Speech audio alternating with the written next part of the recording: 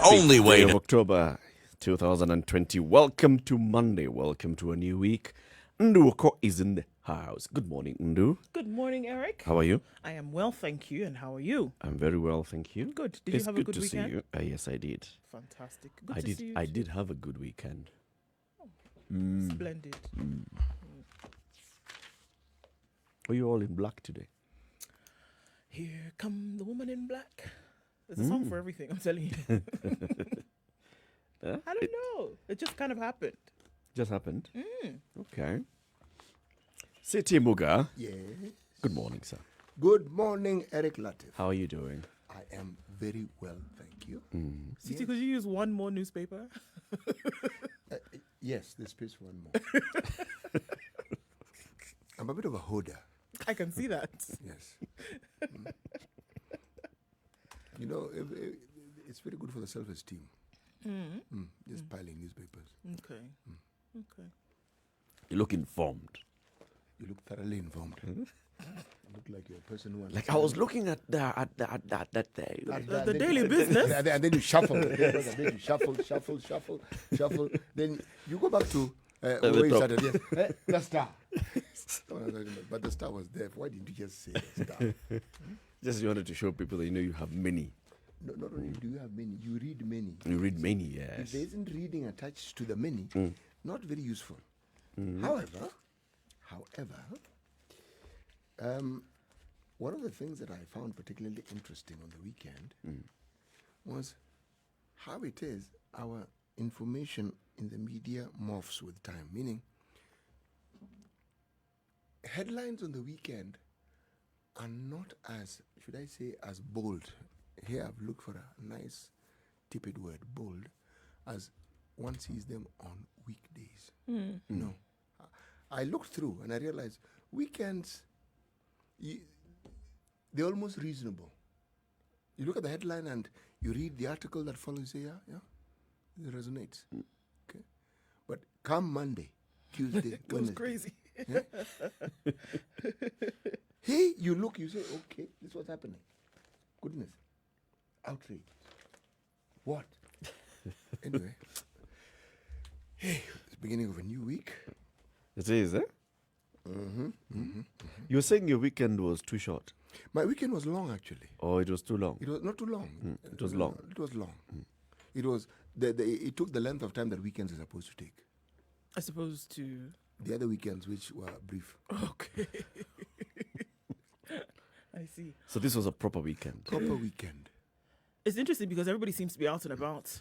On Mombasa Road, on Saturday night alone, there were 11 accidents between Siokimau and Nyayo Stadium roundabout. Between 11. what time and what time? Between 10 p.m. and 5 a.m. Okay, so there are those who had the accidents before 11. Then there are those who waited for 4 o'clock to have the accident. Just Mombasa Road. We don't even go to Langata Road. But that was likely to happen. Do you remember what happened when this sort of opening happened in the UK economy? Now, there, the laws have been strict even prior to COVID. So the issue of drinking and driving doesn't arise. You drink, you take a cab. But people who just simply collapsed, you drink, your legs tell you, I'm not walking. So you stand up and then your You face stand meets up, the ground. Yes, exactly. And then you're talking to the ground, and the ground isn't helping you much. Then you realize you can't walk with your face. True definition of Vitukwa ground. Need Yes, different. you need different kabisa. It happened. And, I mean, you looked at the pictures. Some of them were clips, and you said, ooh-wee. What are they doing? Soaking themselves in the stuff. So, It's ridiculous what was happening this weekend. yeah, People feel, I don't know, emboldened, brazened, alcohol. brave new world. I'm telling you, and it's know like you've never tasted the stuff before. And for those who earn a salary, they hadn't been given enough time to dispense. Yes, to do away with the salary. So this weekend So presented there was a still perfect money. opportunity. Oh, yes. We'll wake up this morning and it's all gone and you feel, I don't know why it is. You see, there's this consumption that gives the impression that one isn't actually consuming, one is storing it. Because there's a limit beyond which actually here, you can't even utter one word. Someone begins to say something, and because the hand moves, then the mouth opens, and then it stays open, then they take a deep breath, then they put their hand down, then they close their mouth. Nothing has come out. You realize it's too much effort. Yeah. You seem to have studied this behavior really well. Yes, says like this, saying this word. See, it's in my head. Let's just stay there. Forget it. It's not coming out of my mouth. Leave it. So that was likely to happen. Yeah, it's unfortunate though. Remember when Nairobi first opened up, the lockdown was lifted. Remember how people moved? People moved out. And you know, on the weekends, we haven't stopped moving out yet. No. Now, throw in now this time when you're now allowed. It's not 9, it's 11. 2 more hours. Your mind tells you, or the mind has told a lot of people that, okay, we have some more time. Yes, But as you hear what was happening on Friday on Mombasa Road, 11 is just a suggestion. Yeah, it's like, okay, try and be home. try and be It's just a home. suggestion. 11. what Try and they be had. home. Try and be you home see- by 3. Yes, because That's when what you hear. when we had curfew up to 9, you knew midnight was the deadline. No, curfew is still 11. Ah, If I'm home by 5, it'll be great. in fact, I'll be okay. it's an excuse for people to come home in the morning. So, you know, it was around Who 11. opened? I couldn't leave. So what we did, I waited until now it was opened at 4. That's why I've come now. Yes, now Be home no later than 4 a.m. That's terrible. but it tells you something about, this is not our people as Kenyans, but human beings. Yes. There are things we consider to be integral to what we perceive to be our freedoms. And when we feel they've been interfered with, it's like now we are trying to catch up. Yeah. Now let's do for the 3 months that we didn't get an Yes. opportunity to. Let's knock this thing out of the park. Yes. You see, I figured that would happen. I didn't go anywhere. I didn't move. Got home, stayed. Saturday morning, went for a walk, went for a little shopping. Before people woke up, came back, stayed. So it was long. Yes. Okay. No wonder it was long for you. It was very long. And I rested. Because I figured if this is what I've been seeing in other parts of the world, and we are human beings, and we're in Kenya, with our unique peculiarity. I mean, Yes. you never overburden that particularity. Yes. Yeah. I said, this one, no. And I wasn't, and I live near a cultural establishment, which on Friday I noticed, after the announcement, they started refurbishing it, sorting out things. Yeah. They had even boarded it with, you could Yeah. get in. They were opening up. I said, here, This weekend. I will not be out of my house after 4 o'clock. But again, let's wait and see what the next weekend Let's holds. wait and see indeed. Yeah. Well, today's show, we're going to be discussing a number of things. We, of course, have to look at what has happened over the weekend politically. The deputy president attended a church service somewhere in Muranga, and in the build up to that and after that, 2 people died. The former Prime Minister, ODM leader, was, decided to have an impromptu. This afternoon, I decided to just go around and say hello to people of Kangware, and he went back home. So we'll be talking about that, politics, and what has happened over the weekend. We'll also be having an interesting conversation today with somebody who is a chairman of an organization that controls how much money is that organization worth. Actually, they are the biggest. That organization, if you look at it in entirety, they are the biggest investors, single investors in the country. Private. Private, $1 trillion. Imagine. And counting. Imagine. So we'll be talking to the chairman of Jubilee Holdings. Jubilee Holdings runs Jubilee Insurance and other many affiliates. And like City is saying, in terms of investing in the country, in terms of the worth and the value of what it's invested in the Nairobi Securities Exchange, I think comes second to NSSF.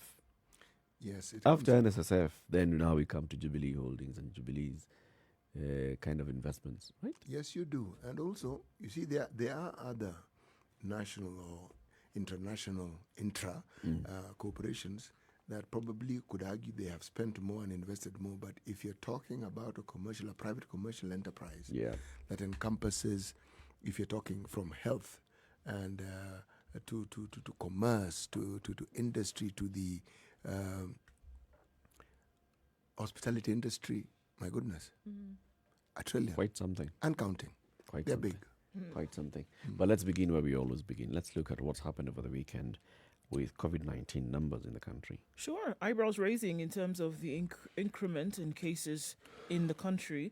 39,427 is where the numbers stand today. And if we're looking at what was recorded over the weekend, specifically Saturday and Sunday, 261 cases on the 3rd of October, which was Saturday. And yesterday, 243 cases on the 4th of October. Unfortunately, so 243 new cases yesterday and 3 new deaths, taking the number of deaths in Kenya to 731. And now overall cases of 39,427. So like I said, eyebrows raising because there's a risk. And according to what experts are saying, Kenyans have thrown caution to the wind following the relaxing of some of the rules. Now experts say there's risk of a second wave. Rather, there's high risk of a second wave as infections surge in the counties. Okay, if you just take a quick look at that in terms of what the Ministry of Health is saying. Amref Health Africa Group CEO Dr. Githinji Gitahi said this trend was expected. We know that he's one of the ones who spoke out earlier about this. The curve had only flattened in the urban centers. The cases were declining in Nairobi, Mombasa, Kiambu, Kajiado, Machakos. Unfortunately, the cases have started to peak in rural counties and thus affecting the positivity rate. Before the measures were relaxed, Kenya's COVID positivity rate was 4.7, but now it's at 5.7. Saturday, it was 7.7, the highest in over a week, followed by Friday, 6.8, and Tuesday, 5.8.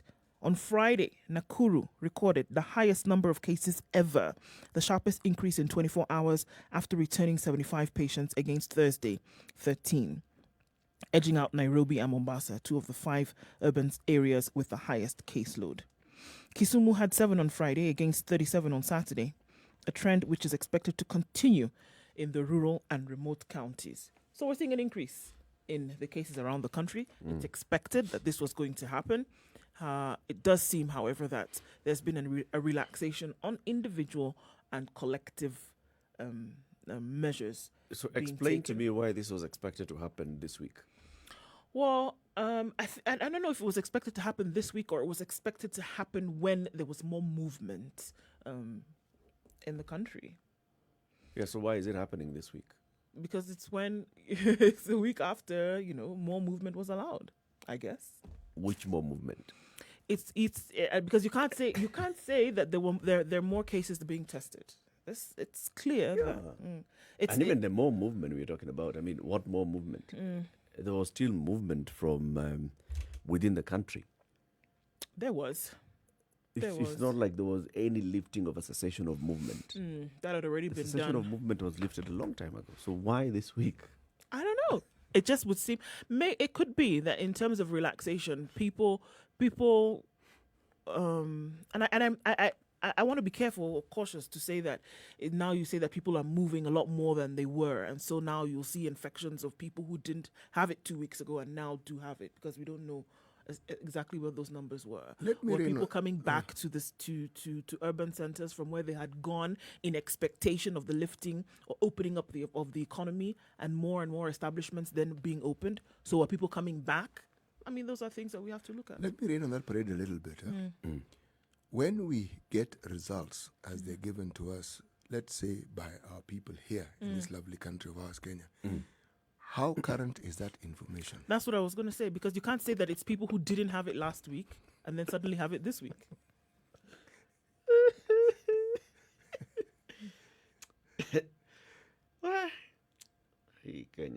Yeah. Because it's a very valid point. Yes. I mean, we even saw from the Director of Health, Dr. Patrick Amos, talking about even the deaths being reported. It's not, some of them are not just in the last 24 hours. No. It's, after looking back and, some of them are even a week old. So these ones could be those tests that had to wait for 10 days to get the results. And these are the ones that we are recording now. You go. You take that as an estimate and ask yourself, weighted, When there's a queue, the queue forms. So if these results are 10 days old, the ones which follow will also be 10 days old. So going back to my thing that I've been harping on So it's not in the last 24 hours. It's in the last 2 weeks. No, they're not saying. They're saying what has been reported in the last 24 hours. Okay, but this goes to my thing that if that's the case, right? If we're looking at results from 2 weeks ago, that means the ones for today could even be higher, based on that. Again, going to decisions that you make based on information, then it's faulty. It actually boils down to something very simple. We don't know. Yeah, we don't know. So just making decisions, okay, because We don't know. You see, no, they may actually have a better picture because there is the information of what happened before, cumulatively. Yep. There is what is happening now. It is within the recent past. Yep. Okay? So you can figure out what's actually happening. You can tell. But the accuracy that we're speaking of, it's like we're pegging it to what's happening on a daily basis. Now, that we cannot tell because we're not getting reports of what's happening on a daily basis. The problem is in the reporting. Yes. You don't report and say that this is, information from the last 2 weeks. Yes. You paint it as if it's information gathered within the last 24 hours. Yes. Now, Within the last 24 hours, we tested this X number of samples and we found this to be positive. And that's not the case. therein lies the problem. Now, we know that there has been talk of a rapid test that can give you a result within, say, half an hour, or even an hour, coming out. But still in those final stages of being tested and being released. Remember, it's only one that has been allowed by WHO for emergency. Okay? It isn't there for public consumption. Now, if that is the case, we do know that these tests take time. We do know. But they don't take a week. no, they don't take a week. And I'm just going to give the example. I spoke to my sister over the weekend, and they've gone back into total lockdown because the introduction of this same rapid test that you're talking about was done in certain parts of Myanmar. And then they shut down the country because they recorded 1,000 cases in 7 hours. So they said, you know what? If this is the second wave, but it seems that now is when the true picture of even the first wave is coming to light. Forget about the second wave because they had not tested with regularity as much as they would have liked to. Then they really didn't know the full picture. No. And now take a because break. of that, they know they have a better idea of what it is. Time for us to take our break. Weather, 19 minutes after 6. It's a Situation Room, Kenya's biggest conversation. Our live stream is up, www.spicefm.co.ke and Spice FM KE on YouTube, Facebook, and Twitter.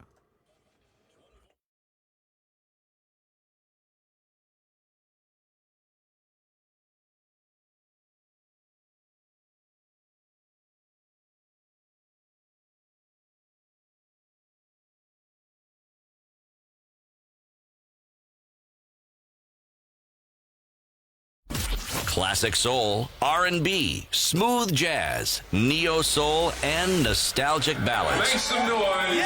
You're listening to Spice FM.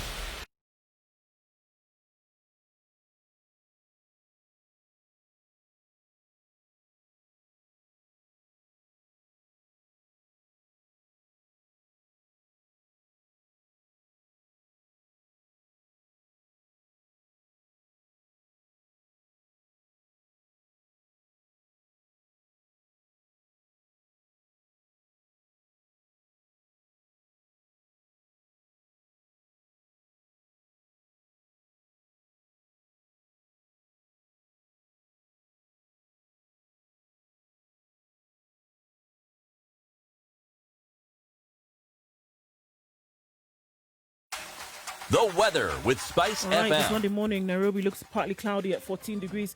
It'll go to highs of 27 and lows of 13 today. Nyeri is mostly cloudy at 13 degrees, going to highs of 26. Nakuru at 13 degrees, clear skies. Rain expected later, however, with highs of 25 and lows of 12. Eldoret, clear skies at 12, highs of 23 and lows of 12, with a chance of thunderstorms later on. Looks like a wet afternoon in Kisumu, highs of 29 and lows of 19 today, where it currently is with clear skies and a few clouds. Clear skies in Kakamega at 16, going to highs of 27 and lows of 15 with a chance of rain later. It looks like rain in Mombasa as well. The highs will be at 29 today and lows of 24. And in Malindi, partly cloudy conditions at 25, we'll go to highs of 29. Kampala is partly cloudy at 18 degrees, highs of 26 and lows of 17 with a chance of rain later on. It's partly cloudy in Dar es Salaam, expecting foggy conditions later with highs of 32. It's going to be a warm day today and lows of 22. Temperatures continue to rise around the continent and it's cloudy in Johannesburg, however, at 16 degrees and will rise to a high of 24 and those clouds will turn into rain later on. Scattered thunderstorms are the order of the morning this Monday in Lagos at 31 degrees. That'll be the high today and coming down to lows of 23 and those rains will continue well into tomorrow and Wednesday. It's mostly sunny in Beijing going east at 17. We'll see highs of 19 and lows of 6 and the sun will come through till about 8 p.m. in Beijing.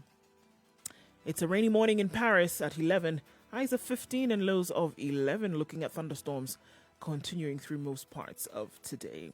London at 10 degrees is partly cloudy. Now that the marathon is over, it'll be marathon rains. Highs of 17 and lows of 10. And finally, in New York, still Sunday nights, partly cloudy conditions at 17. Go to highs of 19 and lows of 13.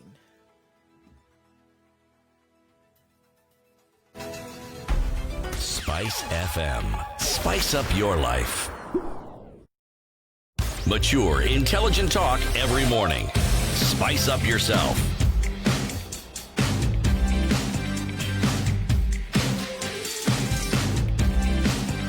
Mornings done right. 94.4 Spice FM, Nairobi. Muga, I want to say good morning to Kokomo Victor, who says is tuned in from Sokomjinga in Nakuru. Well represented. Joang George in the Nairobi metropolitan area. Haron Starkers inside from Migori, the Situation Room.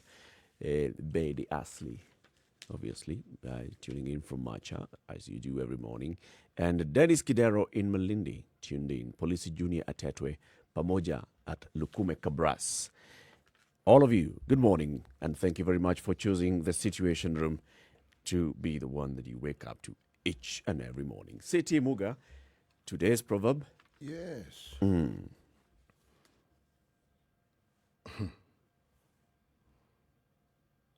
This one must be heavy. No, it's not that. He's choosing between four.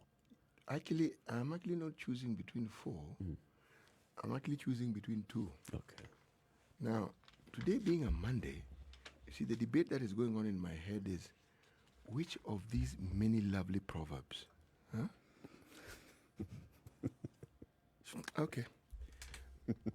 Let me choose a simple one that is not difficult to decipher. Okay? When deeds speak, words are nothing. I have, in the past, quoted a proverb that is almost similar to this one. Yes. But there's a twist. The other one spoke about silence being akin to wisdom. All right? This one says, when deeds speak, words are nothing.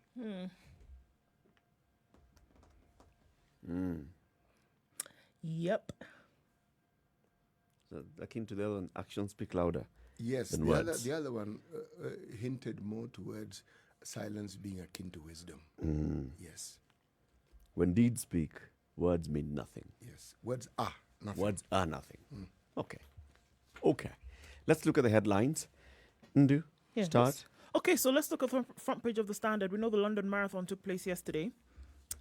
One people, two worlds. The pride and shame of Kenya is what it's being called.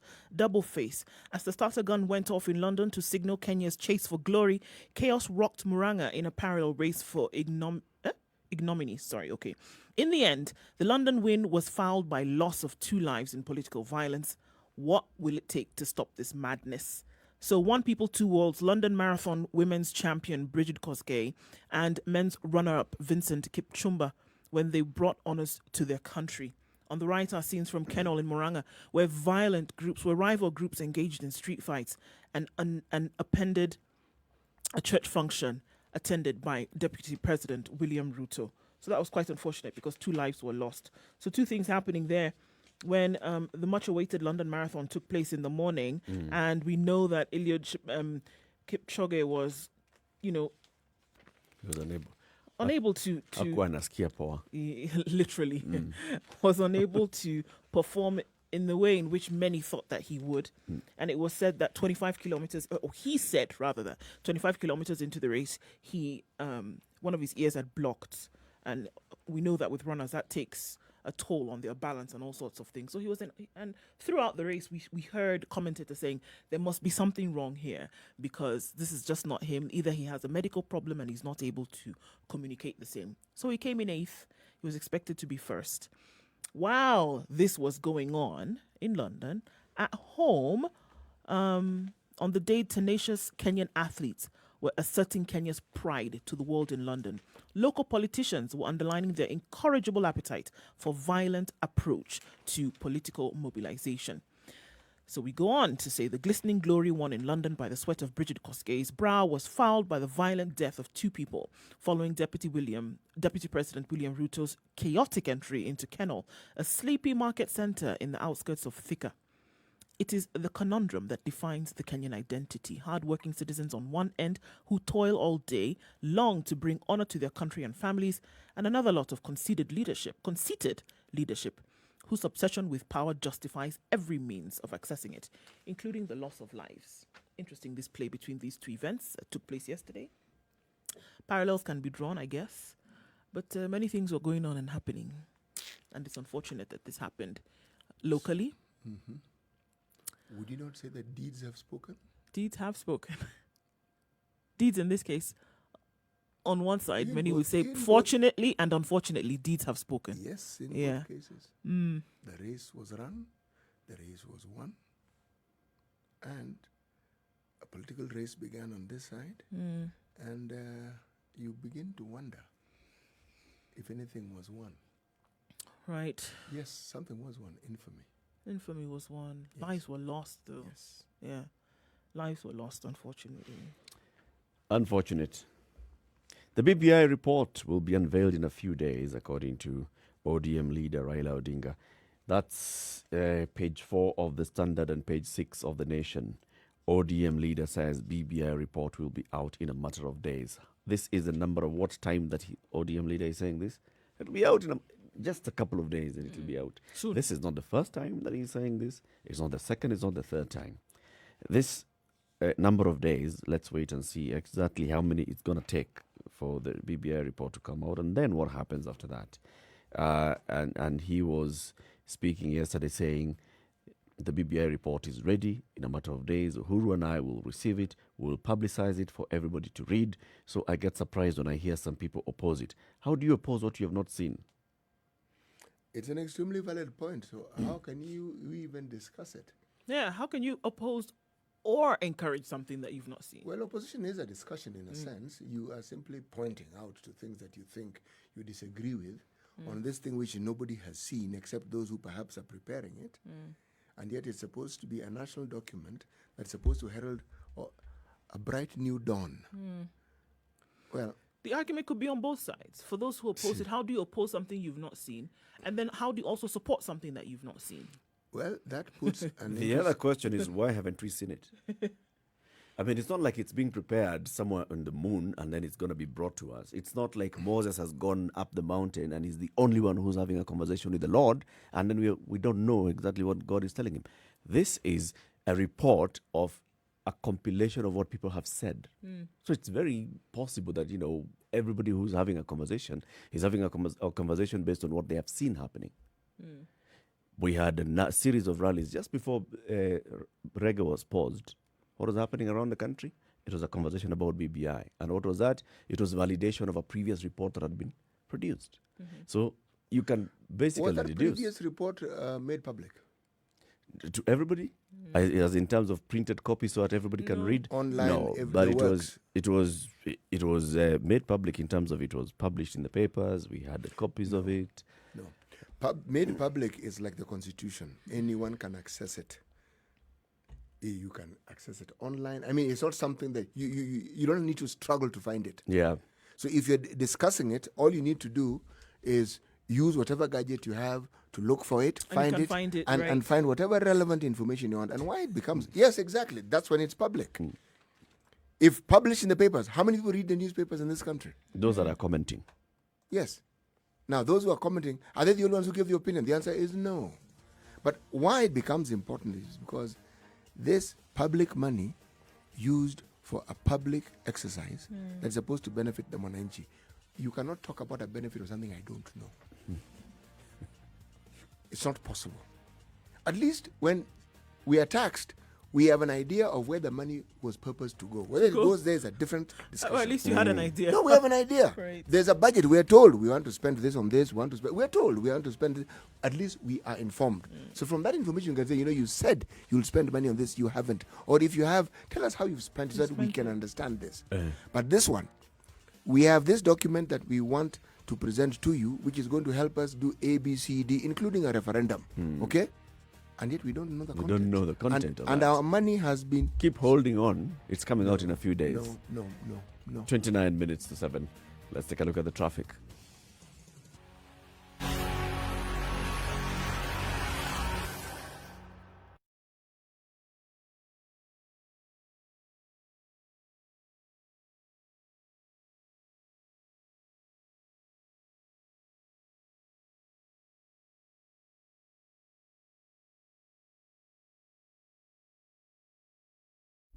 Classic soul, R&B, smooth jazz, neo soul, and nostalgic ballads. Make some noise.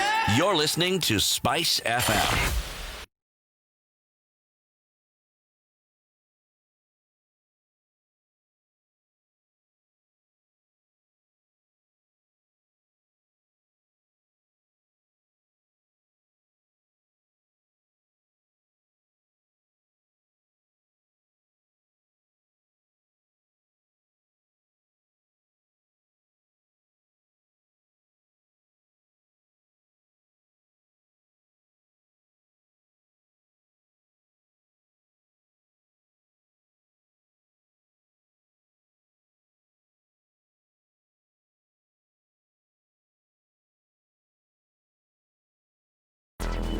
Traffic. Good morning. What has it got in store on the roads? If you're not out on Langata Road already, then what we're being told, be ready to sleep in traffic today. It's bumper to bumper on Langata Road all the way from the turnoff at Magadi Road and then leading all the way straight through past Wilson Airport and to the T-Mall roundabout. You can get off going to Bagathi Way, not too bad at the moment, but it's moving along, crawling along just so slowly. And as you get to the Nyayo Stadium roundabout also, that'll take you a good minute. But you should be all right. Okay? Thika Road today, all the way to the CBD is smooth. Not too much in terms of problems, but we're going to keep an eye on that and see how that looks. We expect Mombasa Road to clog up in no time from now. This is just what we expect to see over the next few weeks. And in the industrial area as well, as you're trying to get into the CBD as well, that will take you some time, but it's not too bad. It's not a bumper-to-bumper situation just yet. All right, so things are just starting to heat up. We're going to take a look in a short while and see how that may have changed. We'll look also out of Nairobi as well and see what's happening in the other towns of the country. But for now, if you've left, you're in good stead. If you haven't, you might want to rethink that one. Spice FM KE, that's how you can reach us on Twitter. Text us as well on 40217.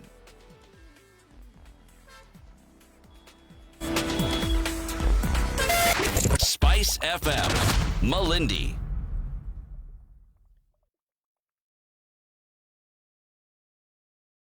Mature, intelligent talk every morning. Spice up yourself.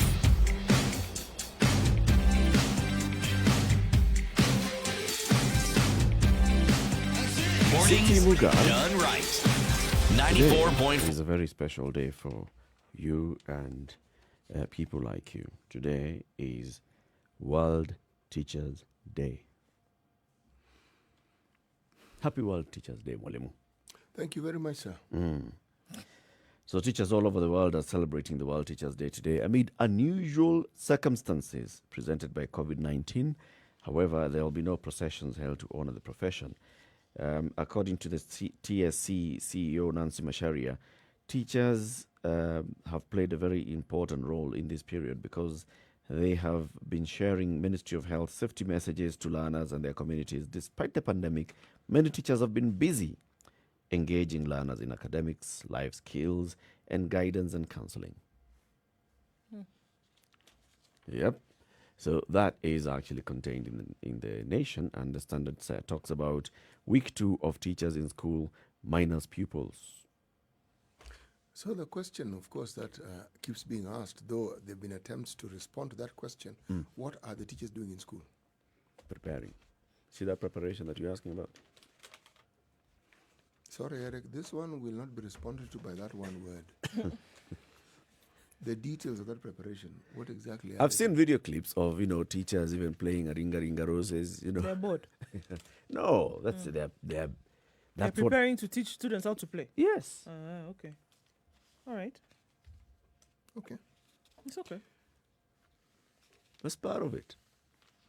Also, you've We seen don't know other- how long they'll be playing this ring around the roses, but it's okay. Let them just be playing for now. You know what is of interest? Yeah? It is all good to ring around the roses. But how many of, this has to be, of course, primary school or kindergarten. How many children will have seen a rose, a plant, the flower? How many may even have seen a picture of a rose? Well, what happens when they're made to sing these songs? Yes. Those are details. I'd rather they even sang Kanu Ejenga Nchi. Kanu. Did you say Kanu? As in This be party? a song. That's why they do not sing a ring around the roses. They sing a ringa roses. You're the ones who are coming up with your own songs here. This is a ringa roses. Fine, Eric. Point validly made All right. Okay. and validly accepted. So, these people in Nicolomani. So there's national news. It's taking a 2-page spread today. 164 billion shillings gold project kicks up a storm. Residents of Kakamega, Vihiga, Kisumu and Siaya counties have demanded to know what they stand to gain from this particular project. A few weeks, maybe months now, when we looked at this story opening up and the new firm that was going to come in and mine the gold and hoping that the people of the community at least would, get something. Controversy now is brewing over the 164 billion gold prospecting project in the Lihanda corridor of Western Kenya, with residents demanding details of contracts signed between the government and Shanta Gold, a UK firm with vast mining operations in Tanzania.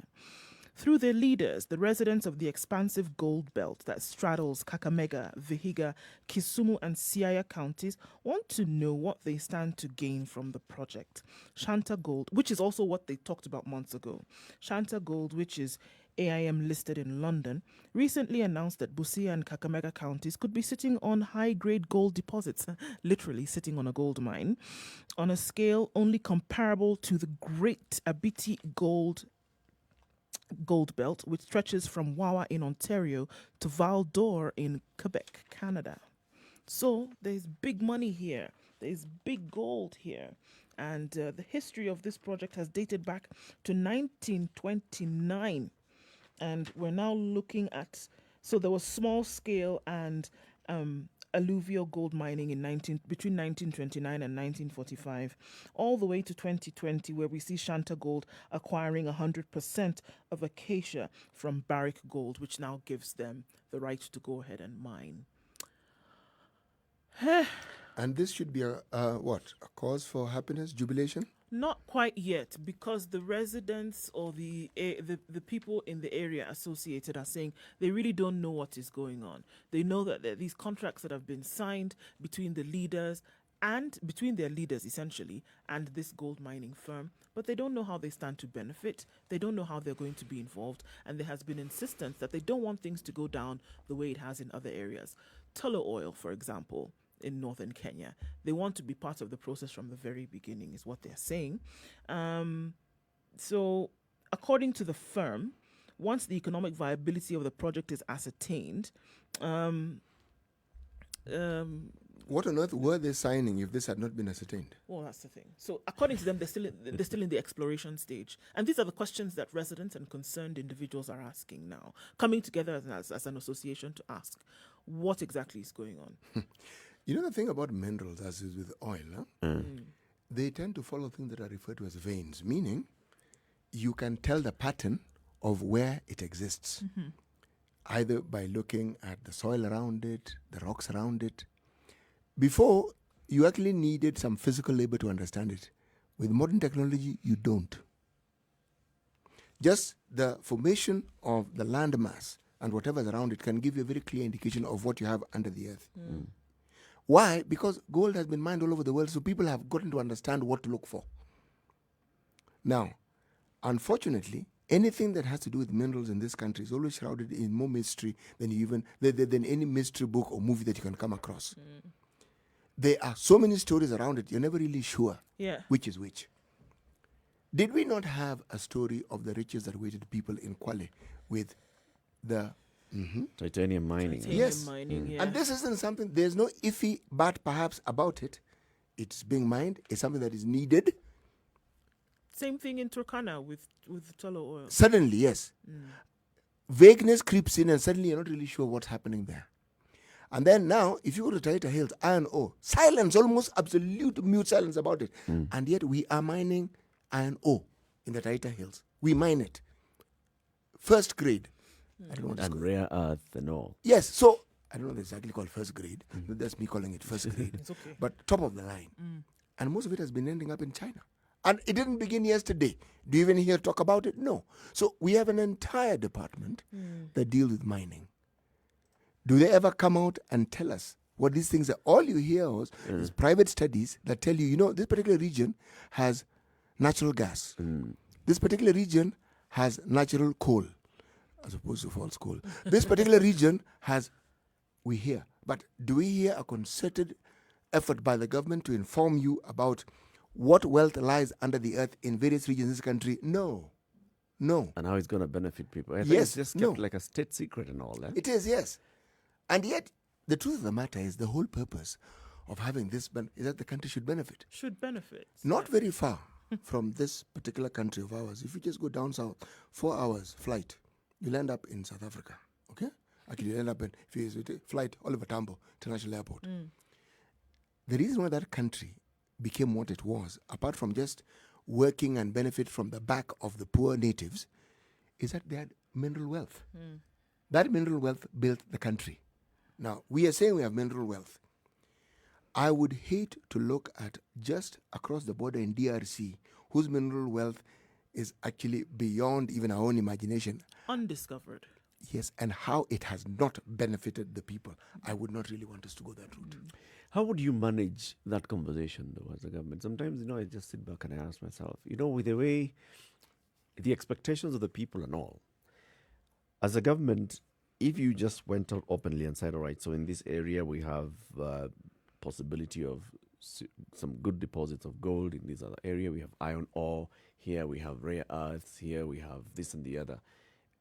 How then would you manage the conversation between the agitation of the people saying, all right, so what are we going to benefit? This belongs to us. Then what benefits accrue directly to us? With against the background of everything else that our government is handling and how our government is trying to manage its relationship with the people. There is this thing in our constitution. I'm calling it a thing because that's what it is. But it's a requirement and a necessity. It is called public participation. Yeah. Which, if the government took seriously, they would have by now inculcated that need to have these discussions with their people about things that concern their lives. And this certainly would concern their lives. Yeah. Then comes the issue of the division of spoils. What is the arrangement?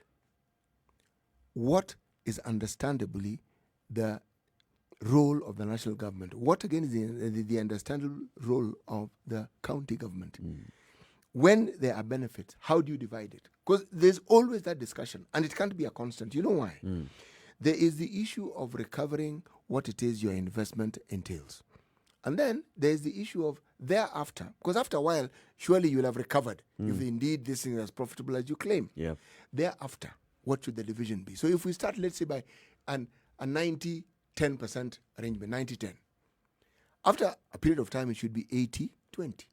Up to the point where it keeps moving to the point where it probably over a period of time it gets inversed. It should be understood. Why do I say this? Countries where the nation has actually used the natural resources to benefit those in power and their people, you see the changes in those countries. And they're colossal changes. They're rapid changes. And in the absence of that, in fact, I'm thinking of Venezuela.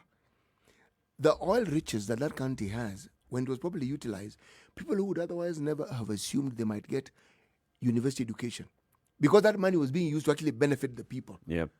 They call the government communist, they call it what it like. But things that ordinarily would never happen happened because they had oil money. It's true. And that's what you should that it should be a demand that you see a direct benefit on the Yes. people of the country because of this resource that you have. A That benefit, should yes. actually be the thing. A benefit that didn't exist before. Didn't exist before. I mean, if Yes. you want to, even here on this continent, you want to look at Libya, it's just that because it's been shrouded with so many things that happened. But if you actually look at the lives of the people of Libya, for example, university education from childhood till university is free. They pay almost nothing for fuel. Their roads are in an immaculate state. What about housing? That direct result of a resource that they have. Yes. Call it what you want to call it. Dictators has ruined the country in terms of politics for time. For it's okay. Even piped But look water at- to the middle of the desert. Yes. Free amenities for its people. Free education. Housing at close to nothing. Yes. Somebody who is a fishmonger is able to own a home. Why? It's time for us to take another break as we continue looking at other headlines. Onezi Kirui says he's present, and Try again. Chuthiman Wananyuki. See? Got it second time. All right. Vincent said, "Good morning, the Situation Room crew, on this first Monday of the week. Yeah. Let me assure you that the next weekend you're waiting for will be the same or even worse compared to the weekend we're just from." Well, okay. Vincent, why? What is it? There's something he knows. Who hurt you? Let's take a break. 13 minutes to 7.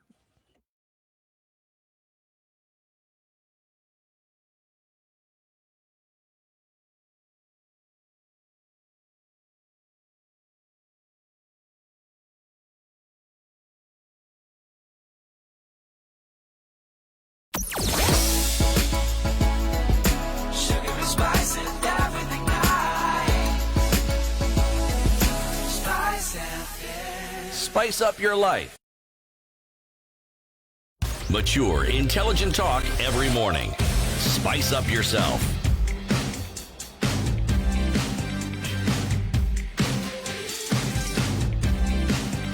Mornings done right.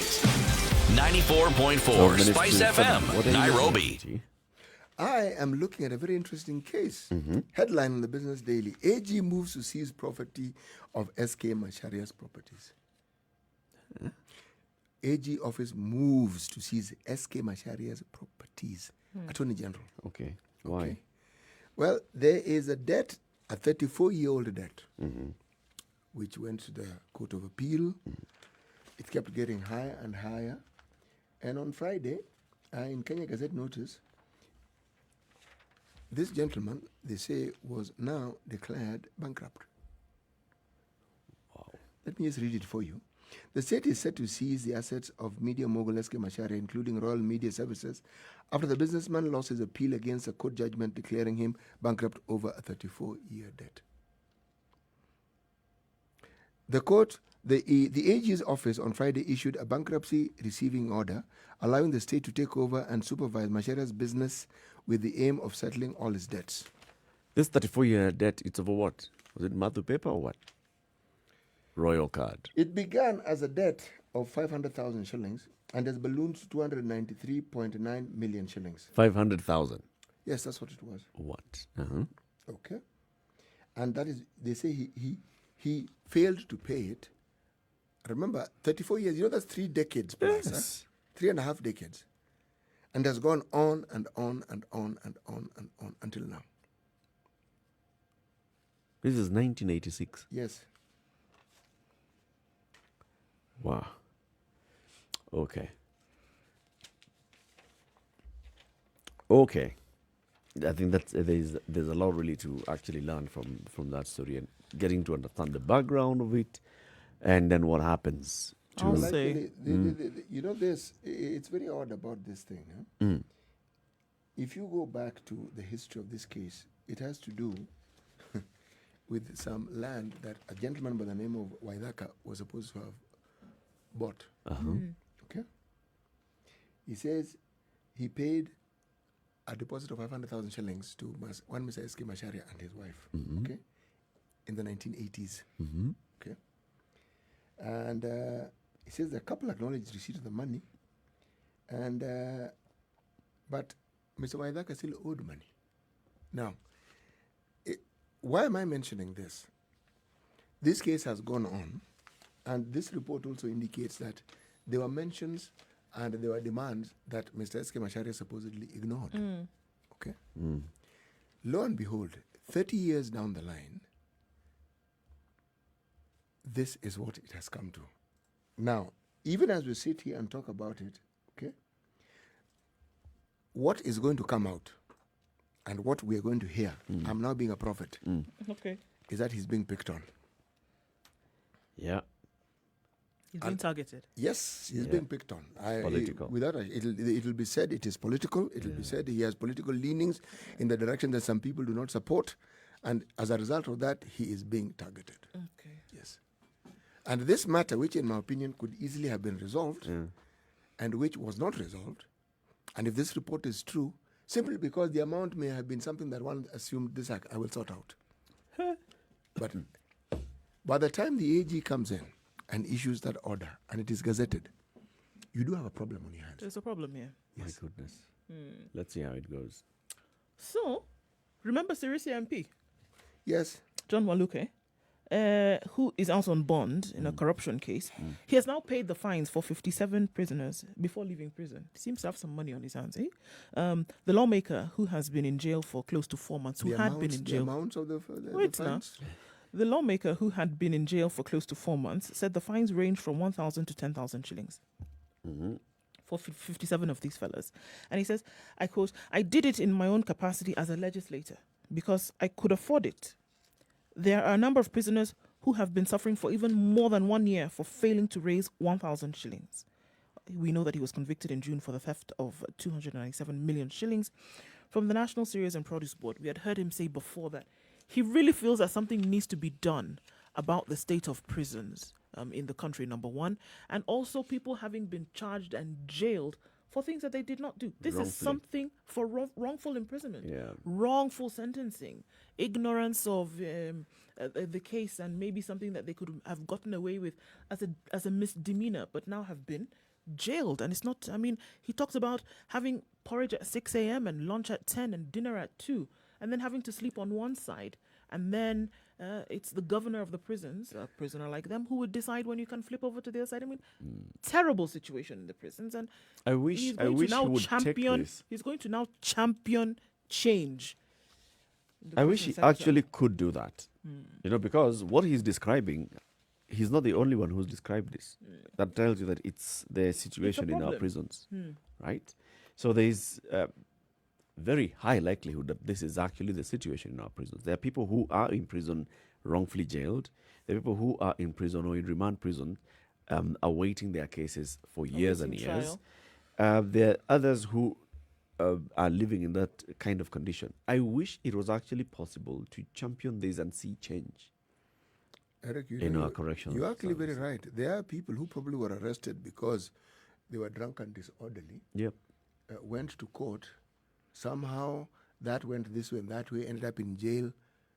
And if you ask them, and they were actually simply forgotten. Yep. You get in the system, you're forgotten. Forgotten. So you're there 1 year, 2 years.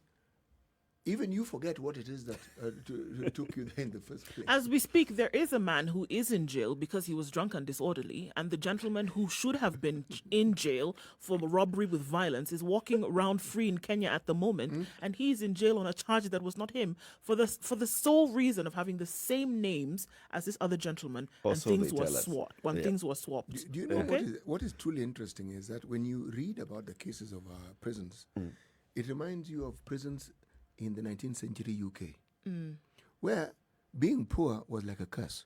Because you were in, yes, a government prison, but everything was bought, including food, including clothing. So even as you're waited to either be transported to some penal colony, okay, just life on a daily basis was harrowing. If you had money, it was okay being in prison because you could almost eat what you wanted, you could be visited.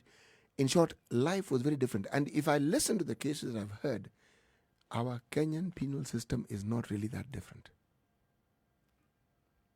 But somehow, it's one of these things that is discussed. When something comes up like this, then it disappears. The description that Mr. Waluke gave of time there, where you sleep, how you sleep, what you have.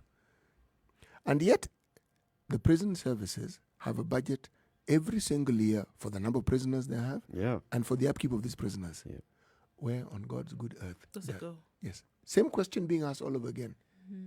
Same question.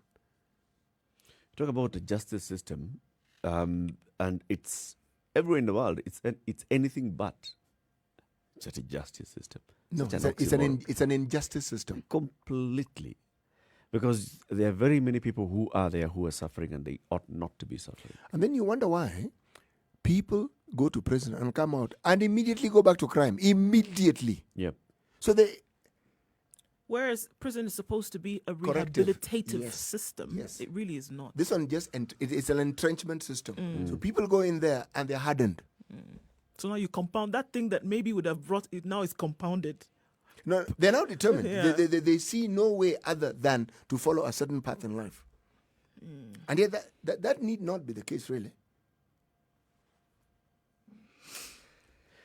Kenya Yeah. leads peers as a key hub for dirty cash. Eh? Kenya has been ranked among the leading African nations that record high illicit financial flows, according to a new UN report. At position 24 globally, Kenya is ahead of Nigeria, which is 10 positions behind at 34, Angola 35, Egypt 46, Mauritius 51, Cameroon 53, and South Africa 58. The country has also recorded the second largest amount in returned stolen assets, according to the same reports. As at January 2020, 17 billion shillings. That makes Kenya third behind Libya at 14.2 billion and Nigeria that commands a strong lead at 1.4 trillion shillings recovered stolen cash as of early this year. This is according to UNCTAD Economic Development in Africa Reports 2020 on illicit financial flows, and the continent loses 8.9 trillion shillings annually in capital flight. Not a good place to No, be. you know? since we This are is one race you don't want to actually be first in. since we're talking about capital flight, headline, standard, front page, bottom right corner. State prints 15 billion in a week to plug hole. Okay, now if you turn to page 24 of that same paper, you read the story in full, and the headline, as usual, is perhaps a little more peppered than the actual report of it. This thing called printing, most people assume that it's physical printing where you see notes churning Flying out off of the press. Belarus. No. What it actually is, central bank simply credits the treasury with that amount. Simply says, so essentially, you owe. It can be considered an overdraft, meaning you owe us this money for this period of time. But if it becomes a bit of a problem, then it can become a loan. All right? So in this case, you're talking about 15 billion. This, by the way, is not a tool that is new. No. Countries around the world are allowed, and they do use this tool when they have this sort of financial issues. The trick here is to make sure that you don't oversupply the money, because in that case, what you'll be doing is shooting up what? The inflation. Yep. So this is what the central bank has done, and the central bank governor has tried to ensure that he has explained it in a way that would not cause alarm. Yes. It is not something that, it's not a terrible occurrence. It is something that all central banks around the world, whatever they're called, Federal Reserve, That's what they do. that's what they do. Well, keep it right here for more conversations in the next hour. Good morning. It's now 7 o'clock.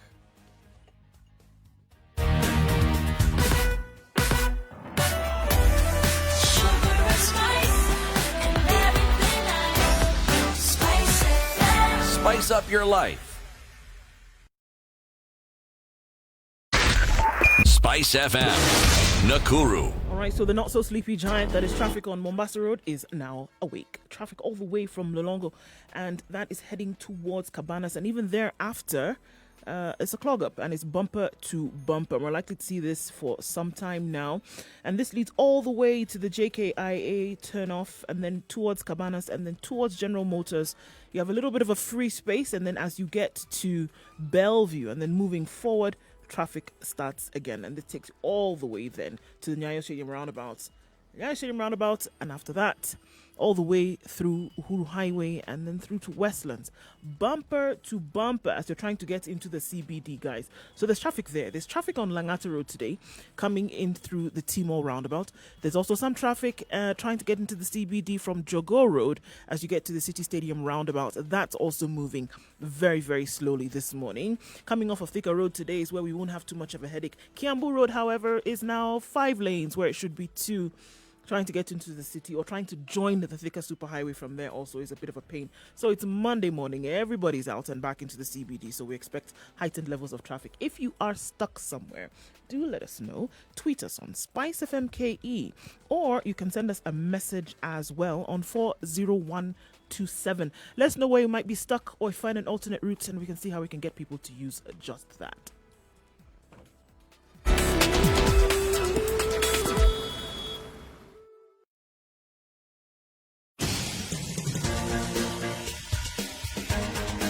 This is The Situation Room, the home of hard-hitting political commentary and penetrating insights about the state of the nation. This is a talk radio experience like no other. The Situation Room, a place for hard truths, debates, and elevated conversations. The Situation Room, witty, political, engaging, deep, controversial. In the room, we have C.T. Muga, researcher, academic, seasoned political observer, a fountain of wisdom in these politically uncertain times. Nduh Okoh, Nigerian by birth, Kenyan by choice, communications expert, Pan-Africanist, a truth seeker and believer in people power, and Eric Latiff, agent provocateur, the man in the chair, seasoned journalist, news hound, a man who believes in punching up, 1.5 minutes not after down. 7 o'clock. This is Kenya's biggest conversation. Happy Monday and welcome to the Situation Room. Broadcasting on Spice FM for the next 2 hours, also on KTN Home and online on www.spicefm.co.ke and Spice FM KE on YouTube, on Facebook, and on Twitter. We want to take a look at politics, but before we do that, let's take a look at today's proverb. When deeds speak, words are nothing.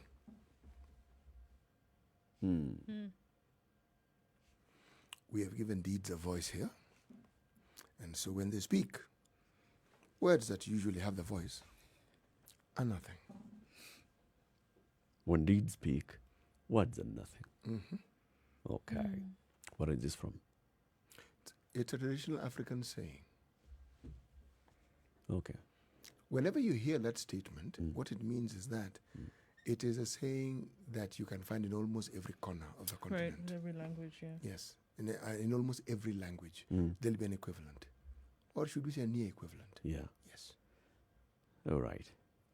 So let's look at this morning's discussion. And we always know this, that when you're getting into a weekend, based on how the week is ending, you can expect how the weekend is going to be politically.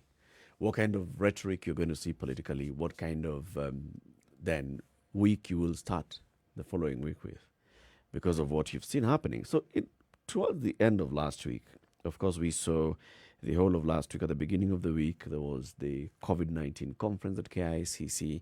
Then there was a talk of the deputy president not attending. Then the following day, the deputy president was having an event at the current official residence. And throughout the week, then we saw the deputy president going to Jubilee House with a couple of MPs and saying, now we'll be coming here because this is our base anyway. Then we saw the Secretary General of Jubilee issuing a statement and saying, you know what we are seeing the deputy party leader doing, the National Management Committee of the party has decided to recommend that he is removed from being the deputy party leader. And then we saw what we saw yesterday at Kennel in Murang'a County. The deputy president was supposed to attend a church service at the AIPCA church, and then there had been some clearly organized groups of people that were there to cause drama. In the drama, 2 people died. And this is what the Standard is actually now calling this morning the pride and shame of Kenya, because it's looking at, as this was happening in London, as the Kenyan athletes were preparing to conquer London, there were other people who were preparing to conquer a small town called Kennel in Murang'a. And the end of it, seeing 2 people dying, and the kind of politics that we saw, the kind of statement that we saw then coming from the Inspector General of Police, ordering for the arrest of 2 legislators from the area, is something that is basically bad. The nation says outrage as fight takes a deadly turn. The police boss orders the arrest of MPs Ndende Nyoro and Alice Wahome over violent protests that claimed the lives of 2 people ahead of the DP's visit to Muranga. The DP still attended a church service and fundraiser, and he was blaming his rivals in Jubilee, saying his State House journey is unstoppable. Now, when you look at all this, and especially when you get to a point where now we are talking about people dying, just because of a meeting that a deputy president was supposed to attend, it starts getting ugly. Is it the first time the deputy president has been to central Kenya? No. It's not. Is it the first time he has attended a church meeting there? No. Absolutely not. Is it the first time he has had a meeting with this particular church? No. Nope. So, what was it about this particular meeting that required the amount of drama that we've been treated to? It's the first time he was going to the meeting after having been declared to be ousted from the party.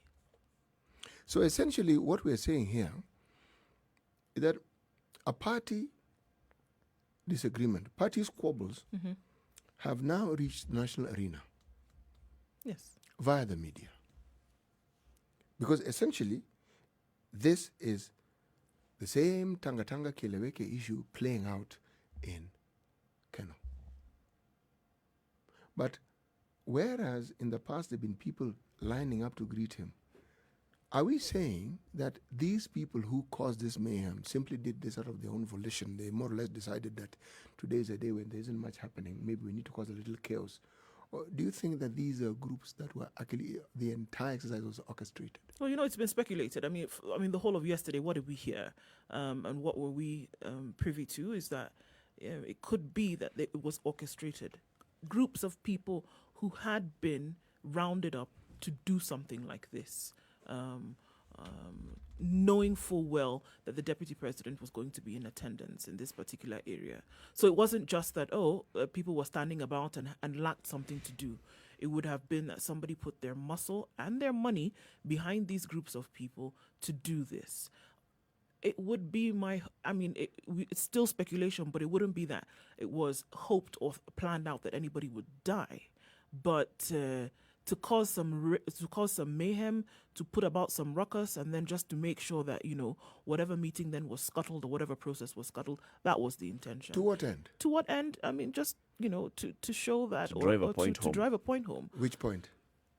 That you can't just. I think one thing was clear, that you're either not, number one, not welcome here, and that the following that you would have believed that you had in this particular region actually is stuff for dreams. It doesn't really exist. If you don't particularly like the person, then don't attend the rally or don't attend the meeting, don't attend the church service. Why, when you can come in and throw a cat among the pigeons? Why? You see, this is the why, thing. Why stay home when you can prove a point and even in even greater fashion? And that's what we've seen political groups do over So time. we are saying that in this country, whenever there's political differences, the way to resolve those differences is through violence. No, it's not the way to resolve it, and that's the thing. That's the unfortunate skewed, look that this has given. It's not the way, but it has always been the modus operandi for in the past.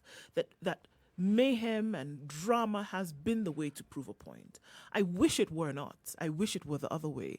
But people have shown time and time again that the only way to get some kind of attention is through this, because guess what? What's happening now? Through the whole of yesterday and for the next few days, this is what is going to be discussed. It's going to be in the public light, whether you like it or not. They're going on the principle that there is no such thing as bad publicity. People are going to be talking about it. People are going to, and if anything, it gives credence to the fact that people are politically charged to a very high degree. Even now, with them saying that and campaigns have not even really started in earnest. Oh, they People are politically charged, and the temperatures are very high and rising. And I do agree with those in positions of authority now who are saying you need to be very careful, because things that people are saying at the moment and the way in which people are carrying themselves, what's going to happen? Are temperatures over the next high 6 or are they months? being heightened? Well, I would say both. You see, I'm trying to understand how it is that a meeting, similar to other meetings that the Deputy President has had, suddenly acquires this particular characterization. Well, like I said, it's the first time he's doing something like this after a recommendation for his ousting from the party has been done. But those are party Never happened issues. before. What is it about this Being party brought to a issue? national stage. Being Why? brought to a What national is it? stage. What is this one thing that has changed, which wasn't there before? Because look, we had this issue, the Tangatanga Keleweke thing again, came into being when it was clear that the president was of one perspective and his deputy was of another. Okay? And this went on and on. And even despite all this, we didn't witness anything of this sort. What we had was mudslinging and people saying some genuinely crazy things. Okay? For the first time, we had people coming out and speaking against the president, some even insulting him outrightly. Okay? But now, this step up, this is unusual. Now, you cannot tell me that when we've had series of differences that were aired out publicly, loudly, spoken of, and suddenly we've moved from just speaking about it, and now you're seeing it's like organized groups. Remember, I'm avoiding the word groups being organized. I'm saying organized groups coming into play and sort of like fighting each other. These aren't, and then if you read the papers, it's like some people were ferried from some parts of the city, some came from God knows where else. Now, you know, this is not something that should be talked about lightly. This is something that should be, I don't know, how do you condemn something in a way that it reaches the final limits of condemning something? Because You say you've condemned it in the strongest terms possible. No, that one it's a cliche. That one just bounces off. That's how you do it in this country. You just say you condemn it in the strongest terms possible, issue a statement, or call a press conference, address a press conference, distance yourself from this kind of behavior. Say that kind of behavior is not what we encourage in this country, and then we move on. Next weekend, you may have something similar. You see, this is the problem here. It's like with war. Old men keep talking and young men dying. Yep. Okay? What is the quarrel? There is a difference. We understand. It's politics. People have differences. Or is it that they feel, or is there a feeling that this person is directly going against the president? But people go against the president all the time. But so what? Yes. Even if the person is going against the president, so what? Yes. You know, Kennel has actually been a stage for similar protests and demos. They have not been this violent, but they have been demos.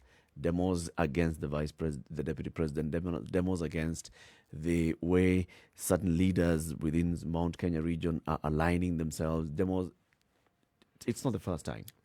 But the fact that it gets to a point where it's violent, the fact that it still gets to a point where leaders will stand up and speak in church and use the kind of language that they were using in a church, condemning this, condemning the other, and saying we are going nowhere, this is our area. I mean, this is... I did not see a point where, so let's assume that the Tanga side was actually ambushed in this.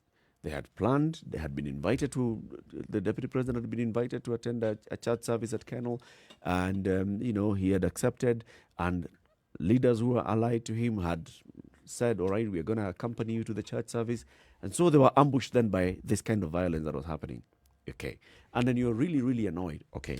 But knowing the fact that people have died, knowing the fact that people have been injured in the fracas that ensued, should it be not a point where then you stand up and say, all right, guys, Calm down. calm down. This is wrong, but we are not going to behave the way they expected us to behave.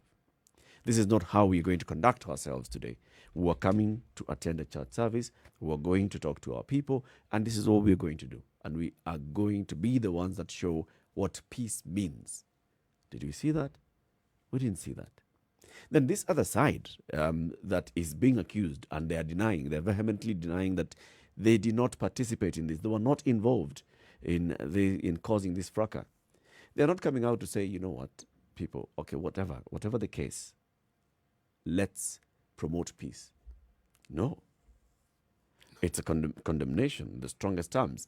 It's what we are used to seeing politicians doing in this country. Tutakanyangana, tutavurugana, what is the other? Tutakushughulikia. This is the kind of language that our political leaders have basically assumed this is the way we deal with one another. Because I have political differences with CT Muga, I'm going to stand up, I'm going to use the worst, the most unpalatable words possible. I'm going to go all out and even find a way of mudslinging him, not just mudslinging at rhetoric, but going and creating mud and slinging at CT Muga Very true. physically. Even This is what we have allowed our political leaders to do. And yet we sit back and say, oh, this person, two people did not have, these two people who died have absolutely no benefit that they were going to get from this meeting. Maybe some cash handout, maybe some recognition here or there in terms of, hey, jana mlifanya kazi mzuri, and that's it. But people have died. And we allow our political leaders to do this all the time. And then we sit back and say, hey, but now things are really, temperatures are right. No.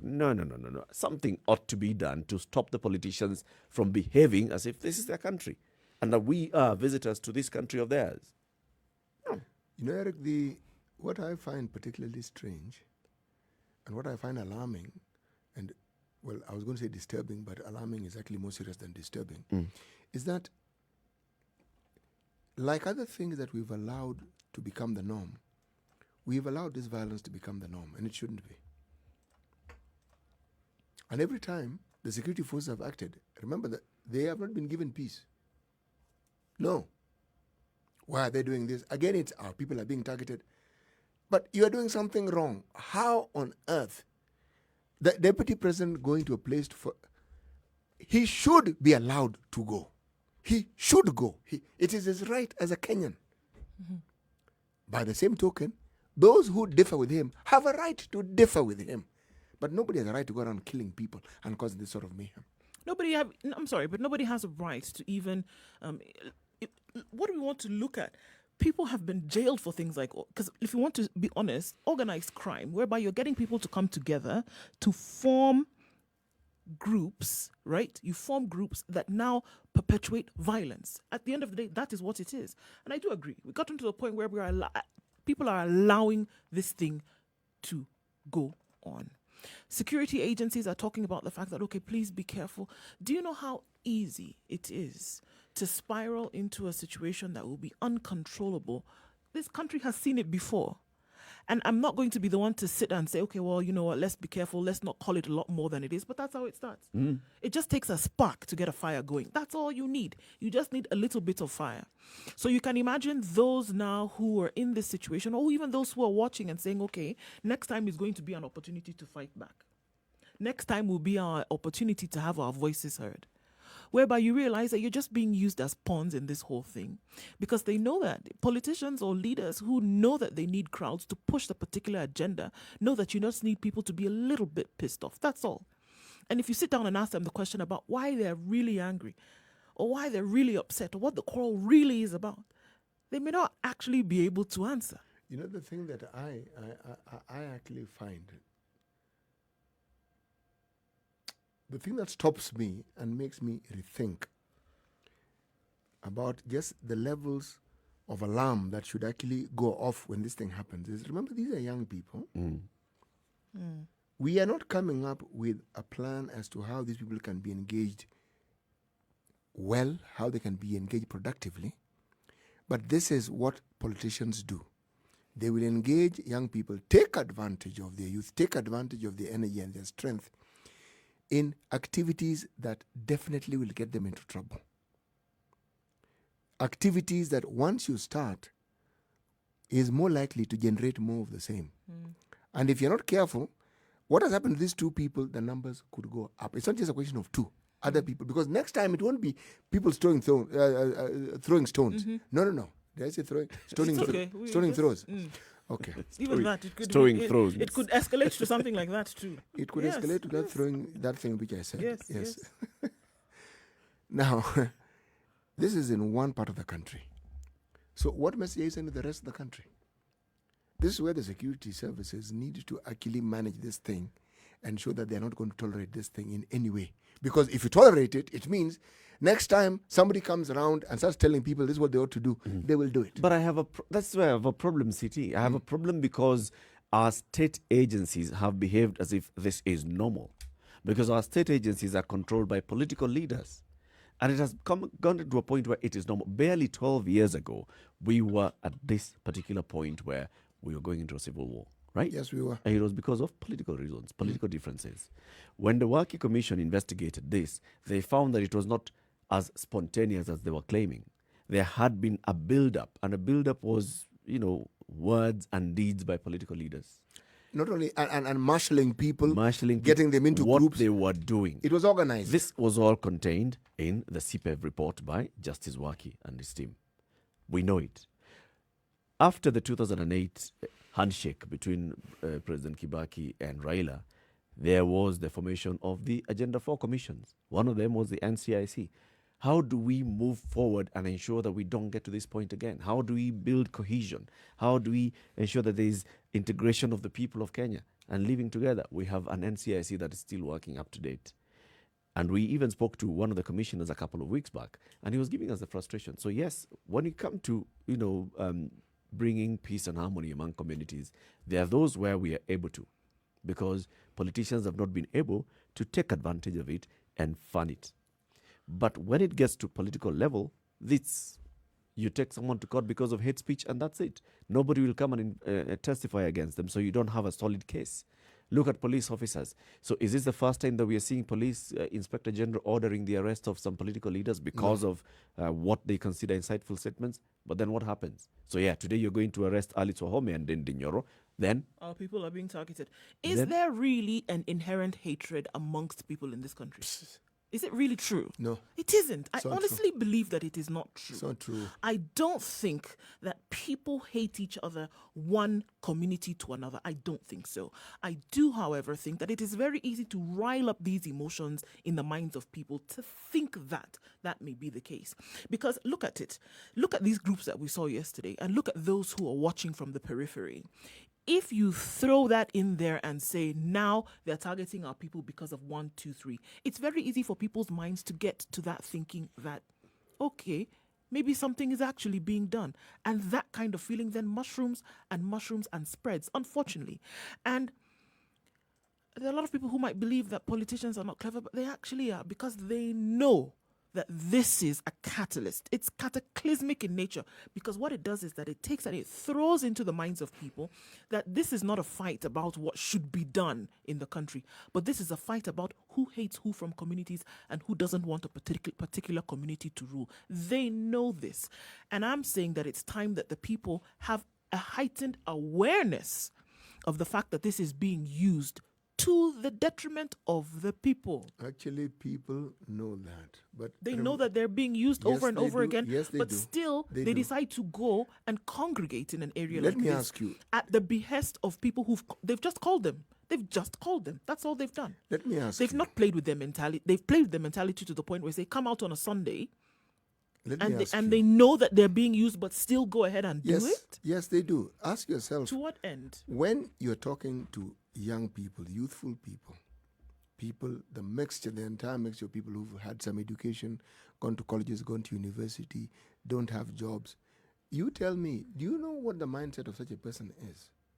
That person doesn't have hope, because you are trained, you're supposed to get a job. That job isn't and has not been forthcoming for years. Before it was 1 year. It's 5 years you haven't gotten a job since you qualified. 6 years. You're at home.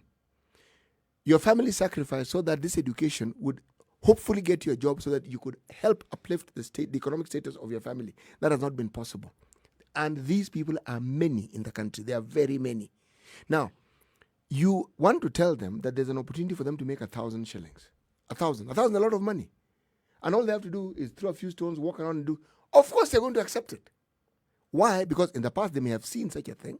They may have even gotten 500, even 200. But that is money they didn't have. The order of reality that this group of people live in this country is very different from those of us here who have a job. It's very different. Yeah. So because of that, they're easy to take advantage of. Very unfortunate. Let's hear what the chairman of the National Cohesion and Integration Commission, the Reverend Dr. Samuel Kobi, said yesterday, after what we saw happening in Kandara constituency in the morning. And then we take a break. This is a Situation Room, broadcasting on Spice FM, on KTN Home and online. We'll be back shortly after we take a look at the weather and traffic. Good morning. As the NCIC, we wanted to say that the NCIC will not stop at anything that would lead to the loss of life of Kenyans, or would incite Kenyans to fight against one another, irrespective of any reasons for that. This is the Situation Room, the only way to start your day. Spice up your life. 87.9 Spice FM, Mombasa.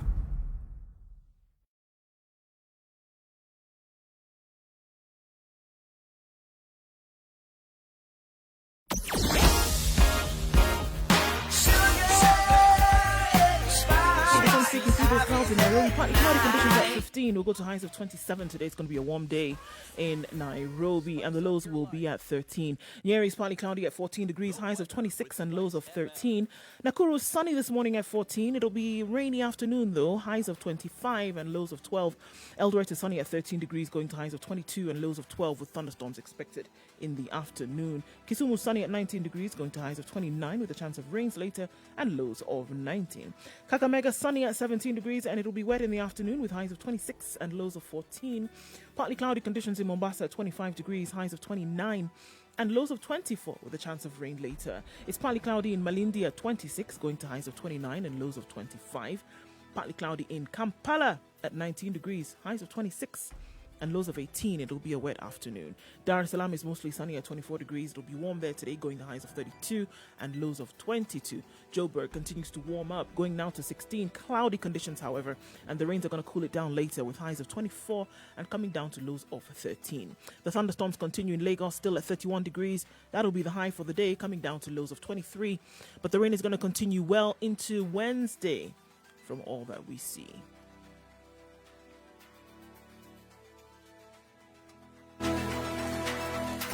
Are you ready? Okay. Spice FM. Traffic. Okay, it's cleared at the underpass, and this is on Thika Road today. Not too much. There was an accident that happened earlier on, but that has been sorted out, and so the traffic can continue moving. It's slowed down just a tad, but it will be fine now going forward. From what we see, Thika Road is behaving splendidly today. Okay, on Mombasa Road, however, on the other side of things, it's not so clear. Bumper to bumper traffic all the way from Mlolongo, and then this is going all the way through just before General Motors. After that, though, you're fine. Still clogged up all the way to the Nyayo Stadium roundabout after Bellevue, and then through into the CBD from Nyayo Stadium through to Westlands. Getting into the CBD, though, not too painful. Coming down Valley Road, as you've then either joined from Arwings Kodek or you've joined from the Bagavi Way or Ngong Road, you should be fine. Okay? All right. Text us on 40127, that's our SMS line, or tweet us, Spice FM KE.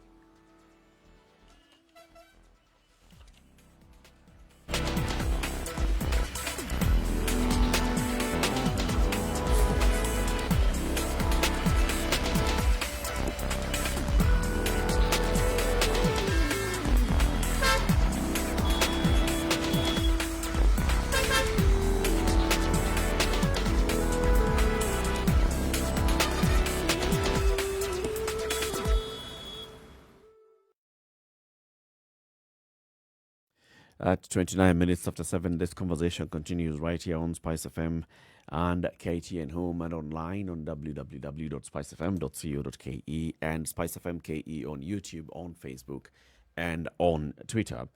We are talking about the political violence that was witnessed yesterday at Kennel in Murang'a County. And, you know, the whole issue of why we see politicians sitting back and seeming to enjoy. So let's even assume, let's give them the benefit of the doubt as they claim that, because no side is claiming that they organized this, okay? So let's even say... Have they ever? Expect that. So let's even say that the devil organized this particular meeting. But it worked well for politicians, and politicians did not really stop it. So why is it that politicians would continue to take advantage of such violence for their own political gains? And how can we get to a point where we are able to fully stop this? And I was saying, I have the frustration with state agencies. The Inspector General of Police issues a statement and says, you know, what has happened is bad. We urge political leaders to watch out what they say, how they conduct themselves, because this violence could turn out bad for the country, and I'm ordering the arrest of these two political leaders. To what end? How do we get to a point where it's very clear that even if you contemplate organizing such kind of violence, you know what will happen to you? How can we get to that point? As you correctly put it earlier on, Eric, the executive and parliament are not really that divorced in this country. And by that I mean the individuals who are in parliament and the individuals who are in the executive. They're not really that divorced. It's, for the longest time, it was like just one unit. Yeah. One was the extension of the other. And if that is the case, then it means the arms of government will be extension of these very same people. And that hasn't gone away. Remember, this is a Jubilee issue we're talking about. We're discussing a Jubilee issue here. And Jubilee are the ones in power. Okay? So whenever there is a quarrel, these are people who at some point got along swimmingly. They fought together, worked together, and they had one common enemy. Now, something unusual happened. The enemy had a handshake. Okay? So the water was muddied and continued to be muddied. But the fight that they had among themselves has just simply been escalated. Every once in a while, the so-called person who was in the opposition keeps being brought into the discussion. Like now, there are those who are saying that they're pointing fingers at people who are in the executive and saying, so-and-so, so-and-so, who's in the executive, so-and-so are the ones who are actually behind the chaos. The finger pointing is not new. The accusation and counter-accusations, not new. What we haven't seen is exercising the full force of the law in such cases. We haven't seen. I don't think it needs to, and that's the thing, to ask the question, and in terms of what needs to be done by state agencies, I don't think it needs to be a suggestion. I think this thing, it needs to jump in feet first in the deep end and say, look, we have people, because it's just been, okay, well, you know, if you incite people, if you say things, then perhaps we need to have a chat with you. No. If you're going to incite people to be violent for your own political expediency, then there will be consequences. Clear, black, white. That's the way it should be. Remember, it shouldn't suggest that perhaps we don't like it so much if you do something like that.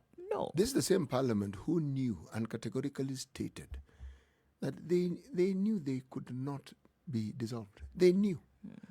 How far do you expect impunity to go before you see that there is a full-grown impunity running around naked for you to see?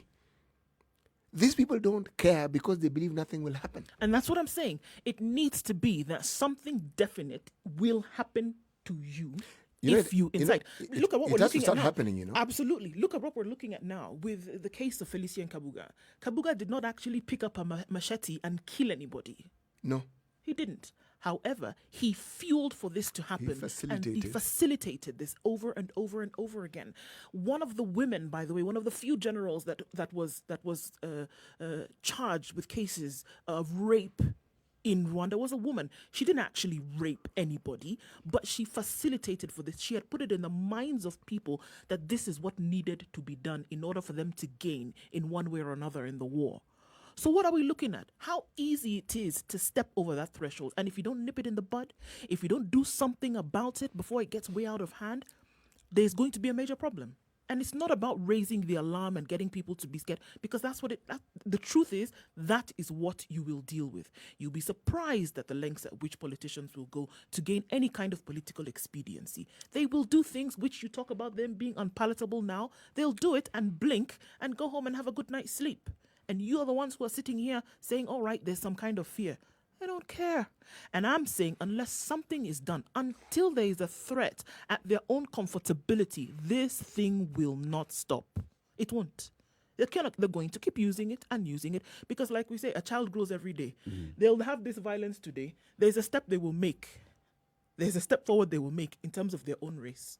And people will continue to suffer. They'll do it again tomorrow. They disrupted business. I mean, you can imagine somebody who got up in the morning and they were going, they go to Kennel in the morning to sell their wares along the road. To conduct business. This was disrupted. Didn't happen yesterday. Only because some politicians were settling a score And Sundays are good days for business. It's a very good day for business, especially those people who sell by the roadside at Kennel. They make good money. Now, this was all disrupted. Why? Because politicians, and I'm sure later in the evening they were calling one another, or even if they're not speaking to one another, they're saying, today we've shown them. Both sides. Because we must assume that there are both sides here. There's a side that is accusing another, and there's a side that's refusing to be Eric, accused. there's no one who's That innocent means there in are this. two sides. No. There's no one is innocent here. There's no one who's No. innocent here at all. No. There really isn't. And we continue to see this happening, and there will be very many people who will be apologists, and they'll come and try and explain, but you see there's a right, there's freedom of expression. You see there was this, let's blame it on these state agencies that were trying to stop duly elected leaders from meeting with their people. What? And then we have a commission that has been making money and is being facilitated by states to ensure there is cohesion in the country. Who are also just making suggestions. And all they do is they come out and they make a statement. They don't make suggestions. And- They hint. Listen to what the NCIC chairman again said when it comes to issues of hate speech. This is Dr. Samuel Kobie, the chairman of the National Cohesion and Integration Commission.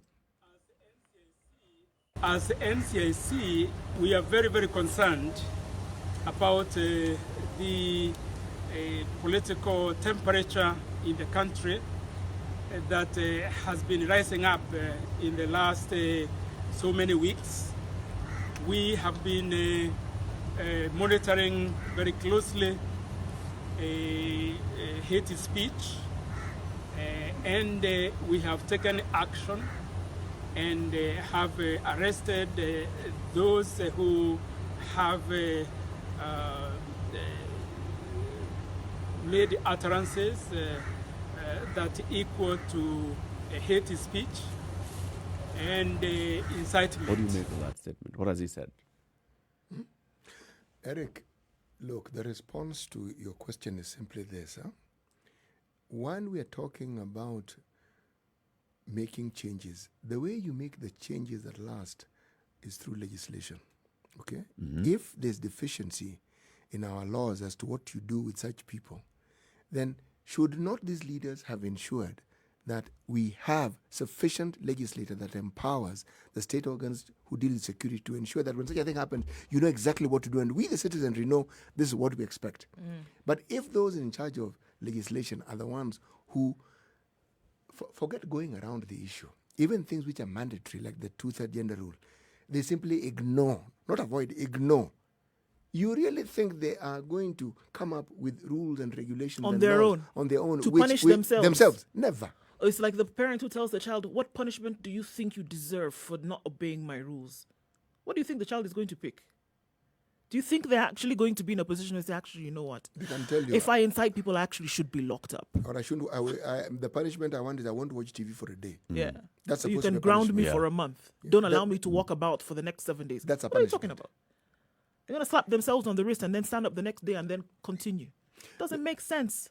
So how do we get ourselves out of this rut? Because we are clearly stuck in a rut.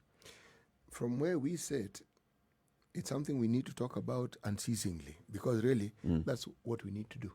And sometimes we need to border the things we say on the very thing we are speaking against, incitement. Because if you speak a little too strongly, you will be accused of inciting also. Yeah. Yes.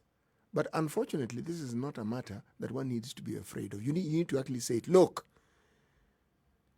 some people need to be arrested, and we need to see them going to jail. Because what is starting as something mild, people are going to lose lives in the days to come. People have lost and lives. people who don't need to lose their lives. Yeah.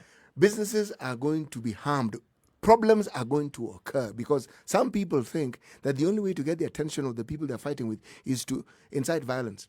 And the people who are going to be fighting are people who are probably known to each other, people who have no quarrel with each other, but simply because they've been told you're on this side or you've been paid to do this. So what we're doing is, we have decided that what we're going to do with our youth is to get them into little gangs who simply prey and fight other young people like themselves, and if possibly kill them. That is the future that we want to chart for the young people of this country. And our politicians are showing us the way and telling us this is the path that we see as a profitable path for young people to follow. Get them into gangs. When there's a political issue, we gear them into solving these problems by fighting each other and probably killing each other. So that is a solution that politicians have seen to be the possible solution for unemployment in this country for young people. The same youth upon which the responsibility of building the nation in the future Yes. has already been Yes. placed. Yes. The same youth. This same youth. Yeah. Essentially, it's a plan to ensure that many young people get injured or killed. and get into this mindset where differences are sorted out by fighting each other physically and harming them. And this is what the politicians want us to absorb and say, this is the norm. And this is the path that we are charting for our youth. Because they seem obviously deficient in finding a way to actually engage them purposefully. And you know, you're going to get a number of politicians who will come out and say, but we actually don't advocate for this. We don't believe that this is the way to go. And I would say, the moment you are silent, you're advocating for you're it. Advocating for it. The Loudly moment too. that you see something like this happening and that you sit back and say, okay, well, because it wasn't me, doesn't mean that it means that I'm actually not involved. Oh, yes, it does. Because if you're in that position where you could do something about it and you don't, you're basically saying that it is all right to be used as a form or as a tool to put yourself forward as a political leader in this country. It cannot be silent. It cannot be kept quiet about anymore because, like I keep saying, there is a very thin line. There was a very thin line. If you look at countries around the world is replete with examples. It took something very simple. That tinder that was blown, it took a very simple thing to tip people over the edge. And we're dancing and doing this dalliance with it like it really doesn't matter. It matters. And I do say that the security agencies, it cannot just be a whiff. Put the thing in your mouth and smoke it and say that smoke this thing out. Otherwise, it's going to be a problem. Don't just be here saying, oh, there seems to be a waft in the air. No, get it out. Because if you don't deal with it now, it's going to grow into a full-blown thing and you're not going to be able to deal with it. And then you're going to be saying, I wish. And then we have our churches. I would expect they should have come out flaying, hands flying, fighting this thing from the very, very onset. Because these people who are fighting, these are members of churches. Yes. These are part of the congregation, part of the society. You will hear churches talk about it towards the end of next week when 10 other things have happened. Mm-hmm. Now, and then you wonder and you ask, where did our churches lose the moral authority? They're losing it incrementally day by day by day by day because their churchism is not relevant. If your voice isn't relevant in situations where it's needed, what do you think when do you think it's going to be relevant? When you choose that it's relevant or on a Sunday or when you have a special function? It has to be relevant to the things that matter in the lives of the people on a daily basis. Then it's relevant. Then you can provide the guidance that you're supposed to provide. Then you can be the moral compass that people need in the country. But right now, the moral compass seems to be our politicians. Let's open up this conversation to our audience and ask, how can we send a strong and clear message to our political leaders that enough is enough? We are not going to tolerate violence, especially in the lead up to the 2020 general election. We cannot allow such kind of things that we saw yesterday happening in Murang'a happen in other parts of the country or happen ever again. How do we send that strong message? Already we're seeing a number of comments coming in on social media, and if you can sample some. According to Mutenda, the only way for the security system to stop is to stop siding. I believe we have one of the best intelligence and makes one ask if the police never got word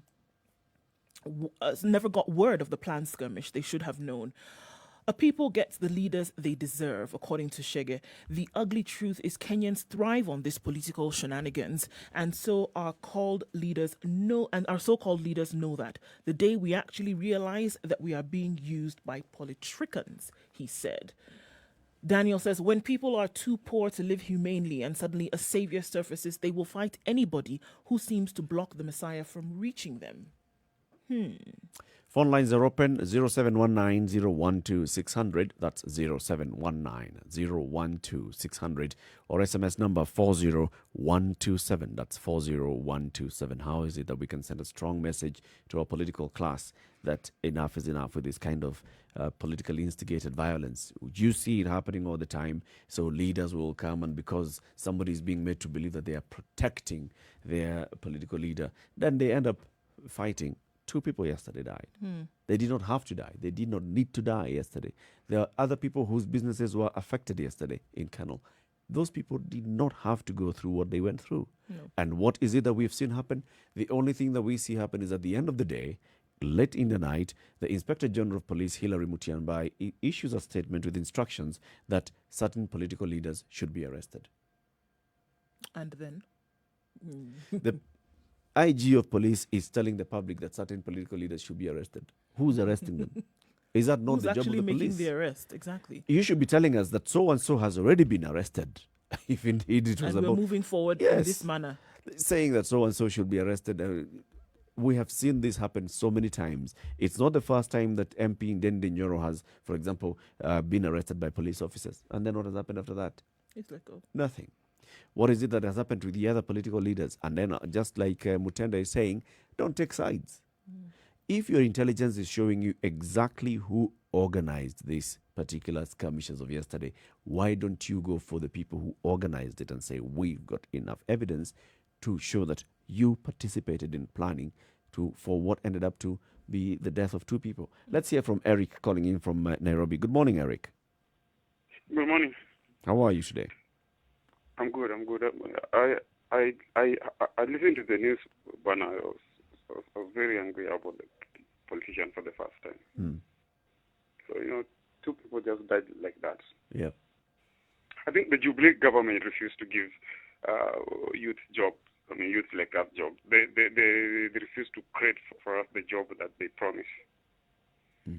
So what they do, they use the same youth they use them for the political reason. I think for me, the only thing we need here, we need jobs. Youths need jobs because, for example, if most people are engaged in their jobs, there's no way somebody can play with your mind to throw stones. So if people were busy... the reason why we normally throw stones is because somebody's offering you 1,000 bob for just throwing a stone. You're idle, and then somebody's offering 1,000 bob for throwing a stone. I think we need jobs, and then all these things will not happen. Thank you. Asante sana. But also, even without the jobs, I would say that it doesn't matter whether people have jobs or not. In terms of going to incite them, you should not incite them simply because they don't have a job. Yes, you should focus on doing your job, which is to have that conducive environment that then creates jobs for the economy. But using them, somebody saying, Eric Mwangi is saying, we as Kenyans should refuse to fight. If not, then tuendelee kufa bure. But that's what we need to look at. That is what is going to happen. That is what will happen. It shouldn't be that people should be used to incite people and then that is let to go for free. It should be that political leaders should understand the consequences of this, whereby it has been accepted for the longest time possible that is a tool that they can use, and they know. But that it should be nipped at that point to say, look, it's gone on for long enough. Even if the people are not going to listen to you anymore, there should be... is no longer available. It should be repercussions. There should be. Eddie in Kilifi, good morning. How are you, sir? A very good morning, my brother. Good morning to you too. This is Engineer Comrade Eddie Banda calling from Kilifi County. Right. First of all, I'm very impressed with the good discussion you are putting to the entire country. And I was taking breakfast once I'd opened the Spice TV. It had touched me, and I would like to contribute only 2 points. Yes, go ahead. This country belongs to us, and this country is bigger than anybody. And we are the one who can make this country, and we are the one who can destroy this country. It is high time we should change our attitude, especially in the way we politicize our politics, at the same time in the way we live. Kenyans are very good people. We have been given a wonderful country. The only thing that we are not being blessed with are leaders in the political divide. So what we can do, let's take the opportunity to look where we might have gone wrong and come to God, so that we pray that God help this country, because the way the country is going, we have totally lost the direction. The way they can. I'm not wrong to say that. What happened yesterday, I'm very sorry, it was a Sunday. We should not... This is the time where we should go to church and pray for the country. At the same time, what had faced us in this epidemic of coronavirus, COVID-19. Thank you very much. Not organize going to church to go and play politics and organize good to make some people lose their properties, lose their lives. And 2 people lost their lives, some are in a coma. Yeah, not good. Thank you very much, Eddie. Let's hear from Ed Gitonga in Njeri. Good morning. Morning to you. How are you today? I'm doing good. Kenyans need to stop being cheap. And when I say cheap, it's not about even monetary. I mean even being cheap in the mind. Because I'm going to tell you this truth, Eric. Before a political rally is planned, guys on the ground, they usually know that so-and-so is coming, so-and-so is coming. So I'm even hearing you guys say that the police need to do investigations. They don't need to go so far. They already, people on the ground usually know so-and-so is coming, so-and-so is coming, and we are expecting this much. And I can tell you this. You saw what happened in Moranga, right? Yep. I can tell you this, and this one is the truth, that it can happen again even today at another part of the country, because people don't learn. People don't learn. You know, and actually you would think that Kenya, a country that underwent political scourge in 2007, you would think that people learned. But people didn't learn. Actually, Eric, in the industry that I work in the matatu industry, and you know, people talk, we travel, and we usually go to places, and some people, you hear someone commenting wide, and they say, you know what, 2022 kitaumana, tulikosa kufanya hivi kitaumana. So actually, this is just a trailer of what the mindset that people have already. Thank you, Ed. Yes, have a good day. You too. Let's hear from Sami in Magarini, Malindi. Good morning, Sami. Yes, good morning, Eric. How are you doing today? I'm fine, thanks. How is everybody else? Fine, thank you. Good morning. Yes. I'm actually embarrassed by the way the politicians are conducting themselves. Last time we had the same place, Moranga, when with the governor, Mwango area. Now we're having another story. And we are hearing Inspector General saying that they are looking after Alice Wahome and Bimbi Nyoro. When we know actually there are people who actually organize faction. Actually, I mentioned about Sabina Chege and I don't know who. Why don't they go for Sabina Chege and the other fellow? Why are they going after the Wahome, who are actually the organizers of this function? I think the government actually should stop blackmailing us by saying us that they don't know who actually organized this function. In fact, some of the boys who are caught actually declared that they were promised they would be given 1,000 each, and unfortunately they were not even given. And some of the people, 2 people lost their lives.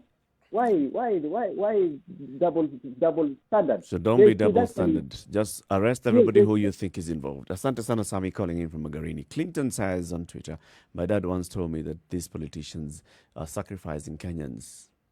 I believe him now. It's about sacrifices here.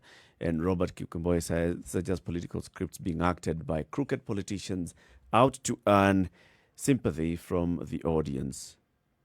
I really wish there wasn't also talking out of both sides of the mouth. I remember last year where we had one politician who was very vocal to an extent about, what many people then would call xenophobia at that point, when he was asking for Tanzanians and the Chinese basically to get out of the country. And, he was called in for questioning, and he was, an issue for his arrest was given. So what would be the difference here? Why wouldn't you see such a labored effort on the side of security agencies to do something about this? Because it seems that if violence is the language that you understand, then find a way to stop this violence. And I think that's one thing, stopgap measure that would work with immediacy. Because if somebody knows that, okay, if I go this way, they're going to do something to stop my movements, either of my legs or my mouth, right? So I wouldn't want to go that way at all. So why can't the same be now used across board? Remember, when you talk about political violence, it's never in a vacuum in this country. And we are at a problematic point here because it doesn't matter which way we turn, 2022 is never far from the conversation. And so when you talk of 2022, then you're going to bring in all sorts of players. And some of these players may still be in government. And it will be alleged that these people are the ones who want some positions of authority within the political sphere. And because they're in government, they have the power to do certain things. So this conversation keeps getting muddied both ways. The thing that is a constant is that it is young people who are used to cause these problems, and it is young people who end up being injured, and it's young people who end up dying. That is the bottom line. That's the constant.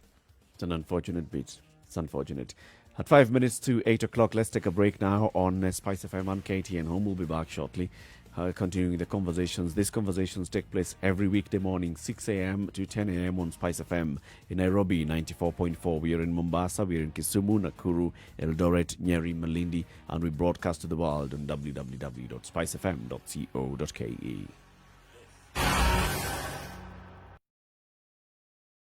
This is the Situation Room. The only way to start your day. Spice up your life.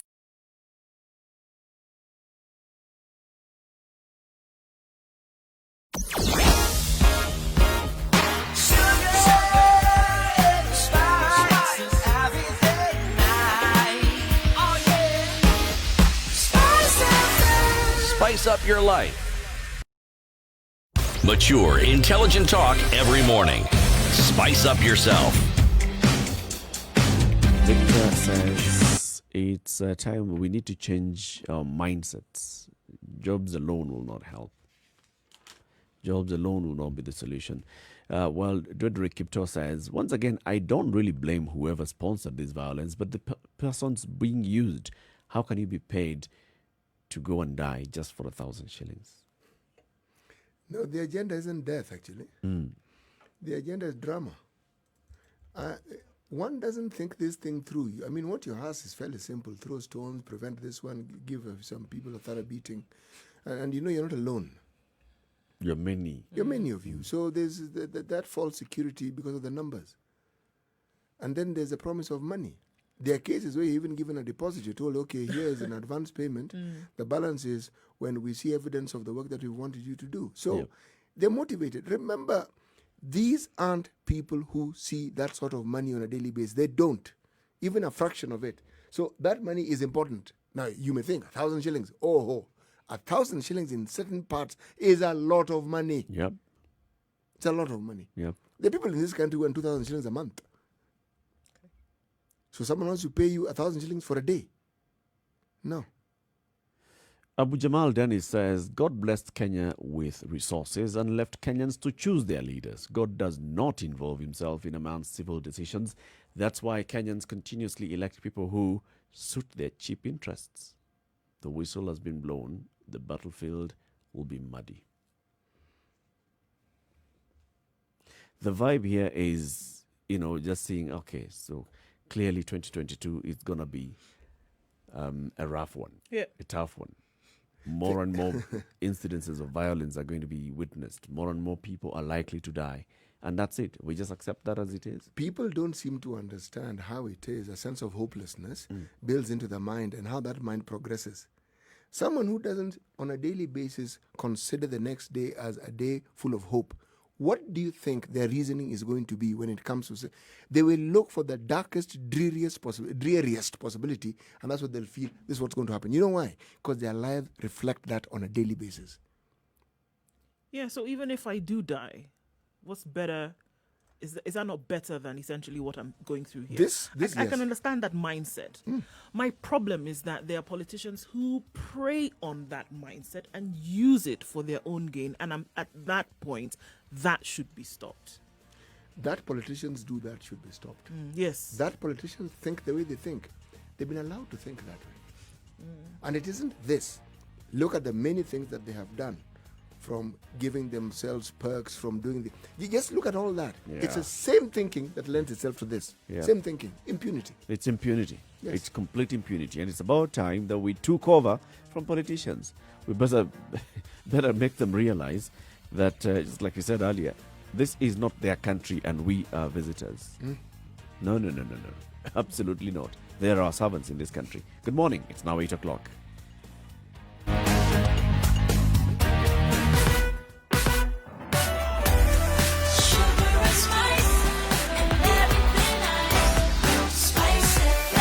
Spice up your life.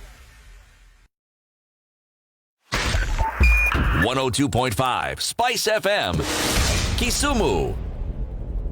Mombasa Road is serving some people some lessons in patience this morning, because that's what you're going to need to get through this traffic. Absolutely crazy, and this is all the way through and through, guys. So traffic on Mombasa Road, not so much on Thika Road this morning, behaving very well. So you shouldn't have a problem getting into the CBD via Thika Road. There was a bit of an accident earlier on, and that has been taken care of. Langata Road also, bumper to bumper. Traffic this morning. The bypass, though, is open, ready for use, southern and eastern. Not many problems there. All right. Looking outside of the city, it looks good in Nakuru, and traffic is flowing very well in Kisumu, as it is in Mombasa this morning, from all the reports that we've gotten so far. If you are stuck somewhere, however, do let us know on 40127. Send us a text on that line, or tweet us on SpiceFMKE. If you're stuck somewhere, we might be able to find an alternate, or if you find an alternate, you might be able to share that with other folks.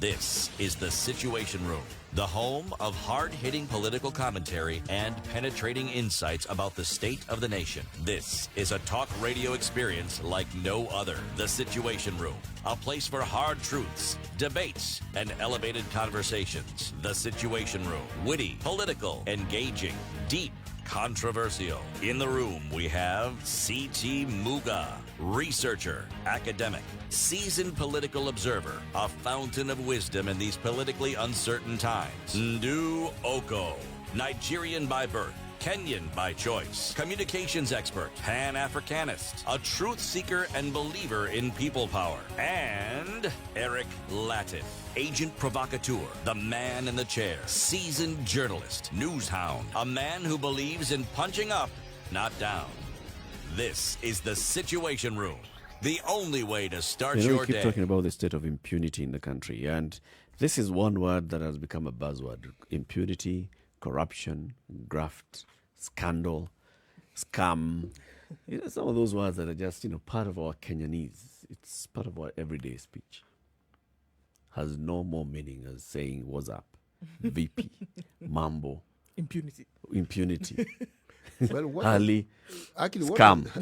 It's interesting, but what has also accompanied that impunity is the manner in which the public also treats that impunity. We have normalized it. We may think we do not promote it, but we do, because we've accepted it. You actually believe that this is what should happen. If you listen to our conversations, violence in politics is considered normal. Bribery in politics is considered normal. Politicians breaking the law is considered normal. And why? Well, we've seen senior members of our society simply disregarding court rulings, disregarding completely. You know, this is what the court has said. It's like the court was speaking to itself. So, it looks like what we consider to be normal in this country, in many cases, simply go against the law. And so you wonder, so those who are supposed to uphold the law, what do they have to say about this? Because clearly, they have a say, and it's something they should do. But since nothing is being done, what we see progressing is that we are getting to be more and more lawless. And we are considering the lawlessness as the norm. Nduh, at the beginning of our conversation today, was talking about the accidents that were witnessed on Mombasa Road alone. I'm sure in the course of the week, we're going to hear many, many stories. Yeah. You'll even hear of people who have indulged and as a result are in hospital. Yep. You'll probably even hear of even more dire cases. Now, in all these conversations, the one thing that has been forgotten is COVID. And we've forgotten that the lockdown was because we had an enemy called COVID that wasn't going anywhere. Now, with our activities, what we've gone and done, if you look at the political rallies, the meetings, the political activities, it's like we've gone and said COVID doesn't exist. No, you'll be told, but no one has said so. Yes, but our actions are clearly indicating that the last thing we are concerned about is COVID. Last thing. We are not concerned about social distancing. We are not concerned about wearing face masks. We're actually not. It's not an issue at all. It's all about, so impunity is not just with the leaders. Impunity is with all of us. Because if you look at social media of reports on road accidents and all over the weekend, just like you were saying, Nduh, people are reporting heavy traffic jams and accidents all over Eastern Bypass, Southern Bypass, or Langata Road, Thika Road, the first weekend of the month, first weekend after curfew was lifted. This is was the vibe throughout the weekend. Yep. The number of people who were in clubs, even DJs posting and saying, we have gotten to a point, it's 11 o'clock, we have switched off the music, and then people started singing. They decided they were going to be the ones who are the source of music. And they said, you DJ, it's okay, you go home.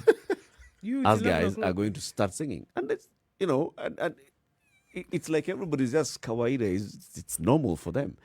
And yet they'll come out and start talking about impunity by our political leaders. Precisely.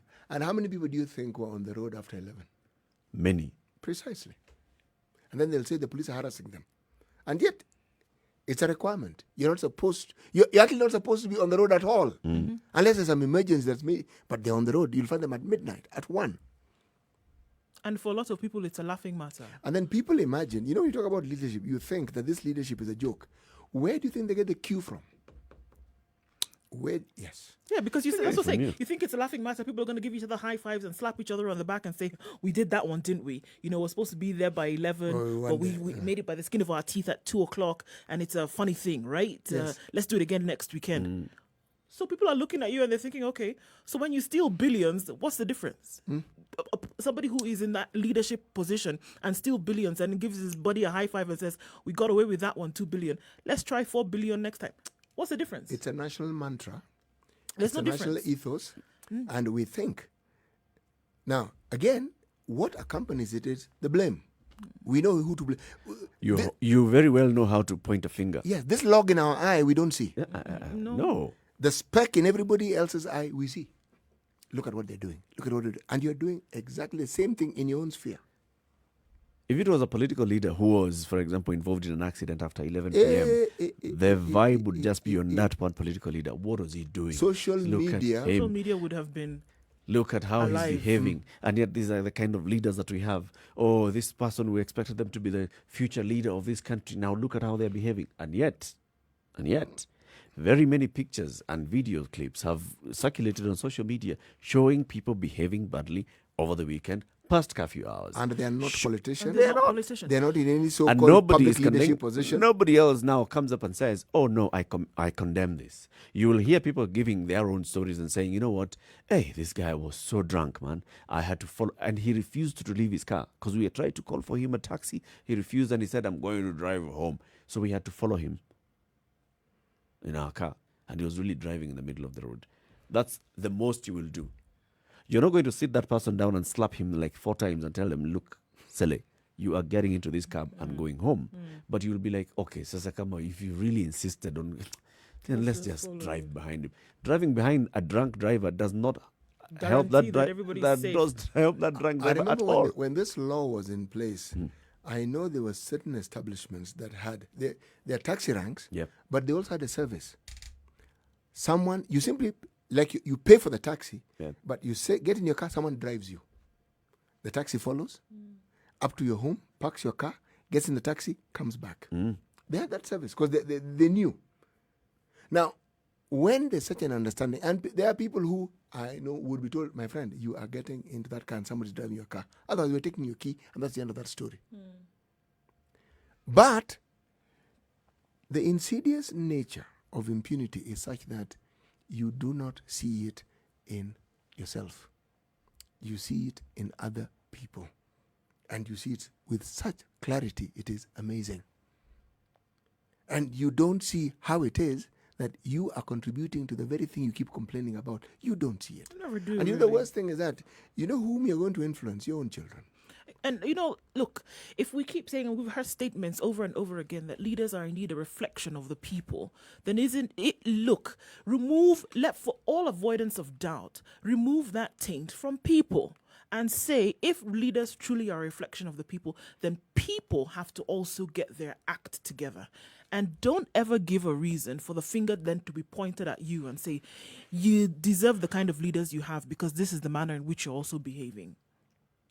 This is the manner in which you're also behaving. So don't ever let it be that the excuse is you. Or don't ever let it be that you are the ones who are producing such leaders because they've just come from the crop that is people. Or the that excuse that this is what people are doing. No. Before you become people, it's you, the person. And it's what you do and how it influences your life. Because at the end of all this group activity, you go to your home. It's not as though we all live in some stadium-like place where at the end of the day we all congregate. Everyone leaves and goes to their specific homes. Yeah. So when the people continue to pose the question and then ask, then what is it that we as Kenyans, or we as people, we as citizens of any which country are supposed to do then to get things right? Because we don't have the power, we don't have the ammunition of legislation, for example. We are helpless, we are powerless, we don't know what to do. Then it is clear that people already feel shackled by this mindset that and in terms of my contribution to whatever this impunity might be, it's actually a drop in the bucket. It really doesn't make a difference. It doesn't move anything if I behave in a certain manner because I'm not seen on the public sphere. And I think we have to divorce ourselves from that kind of thinking. That you contribute in your little way, guess what? Everybody else is contributing. Because it's many drops that make an ocean. So if you're doing it, somebody else is doing it, somebody else is doing it. And that's where you have a national footprint of what it is. People's behavior, accepted or otherwise, just becomes the same thing because you assume that nobody else is doing the same. And then what do we have? Again, people that then represent you, who, whether you like it or not, think just like you. You know, when you think of the changes that occur, what came to my mind as we're talking about this is, I remember when slave trade was considered normal business, meaning buying and selling human beings, normal business. People talk of the transatlantic trade. Now, even people who later became champions for emancipating slaves had owned slaves. People talk about Abraham Lincoln. He himself was a great slave owner. Why? It was normal. So what do you think happened to this person to understand that actually, look, this thing of owning human beings doesn't really cut it? Mindset change. Yes, and trying to refer to them as lesser beings, justifying what we're doing, again, doesn't cut it. Now, look at the journey. First of all, look at how entrenched that mindset was. We are in the 21st century. Did I say 20th? Okay, we were. We are in the 21st century, and that mindset hasn't left some people. Otherwise, this Black Lives Matter discussion would actually not take place. No. There are people who are still quite willing to justify a certain position by considering other human beings lesser than themselves. And it's a justification that they would like and they would love. Now, it's the same thinking. It's not very different when it comes to even the political situation we talk about in our country. People think, again, that when you talk tribe, you are talking about ethnic divisions as per geographical locations. No. That's the con. That's the con. Tribe here is a social configuration of people who have similarities. And whether you're talking about political class, whether you're talking about a social class within a government system, whether you're talking about a group of people within an academic system, those are tribes. And at some point they converge and they are the same tribe and they think the same and they have the same values. And those are people who, in one way or the other, are privileged. Now, what they don't seem to understand is that those who are not as privileged as them also form a tribe. And they also have similar values. But they also aspire for some of these higher values. Now, when you shut out these higher values, which everybody aspires to, and you think that you are the only ones who should have it, you are fomenting the sort of problems no one actually needs, least of all those who are in these privileged positions. Because if you steal the sorts of monies that we keep hearing people stealing, where do you actually want to live? Because at some point the law is going to catch up with you. Where do you want to live? Okay, you have a family. Where do you want your family to live? What exactly are you thinking of when you have this thinking that you must amass this at the risk of ensuring that many, many other people are suffering which they need not undergo? Now, these things may sound unrelated, but they're all related to the very thing we're discussing. It starts with one way of thinking, and then it escalates. And it gets to a point where they actually don't give a damn about anybody else, other than their own little tribe and own little cocoon. It's that whole individualistic thing, and that's why you'll find that even, just like we're saying, we, the public, just sitting there and being the biggest propagators of this thing called impunity. Because this person who has stolen from what should have benefited you comes home to you, or comes, yes, so they're your relative. They come home to you and you praise them. Or if they are your neighbor, they come home to you and you're like, oh, this is Mheshimiwa. If this person hosts a party, you will go to that party. If this person is the one who's buying drinks, you will enjoy buying the drinks and saying, hey, this guy can throw rounds. And you know full well that this person is actually the head of your local hospital, and your local hospital has no medicine, and it's clear that there's a way this person has found a way of getting the money that should be buying the medicine. Yes. Putting that money in his own pocket and buying you drinks. And you're there accepting it.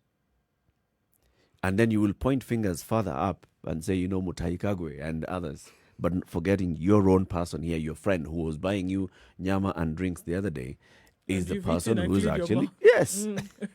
And that is the person you should... And is this a person you see and you can actually take to task? Yes. But by accepting his drinks, you're condoning his actions.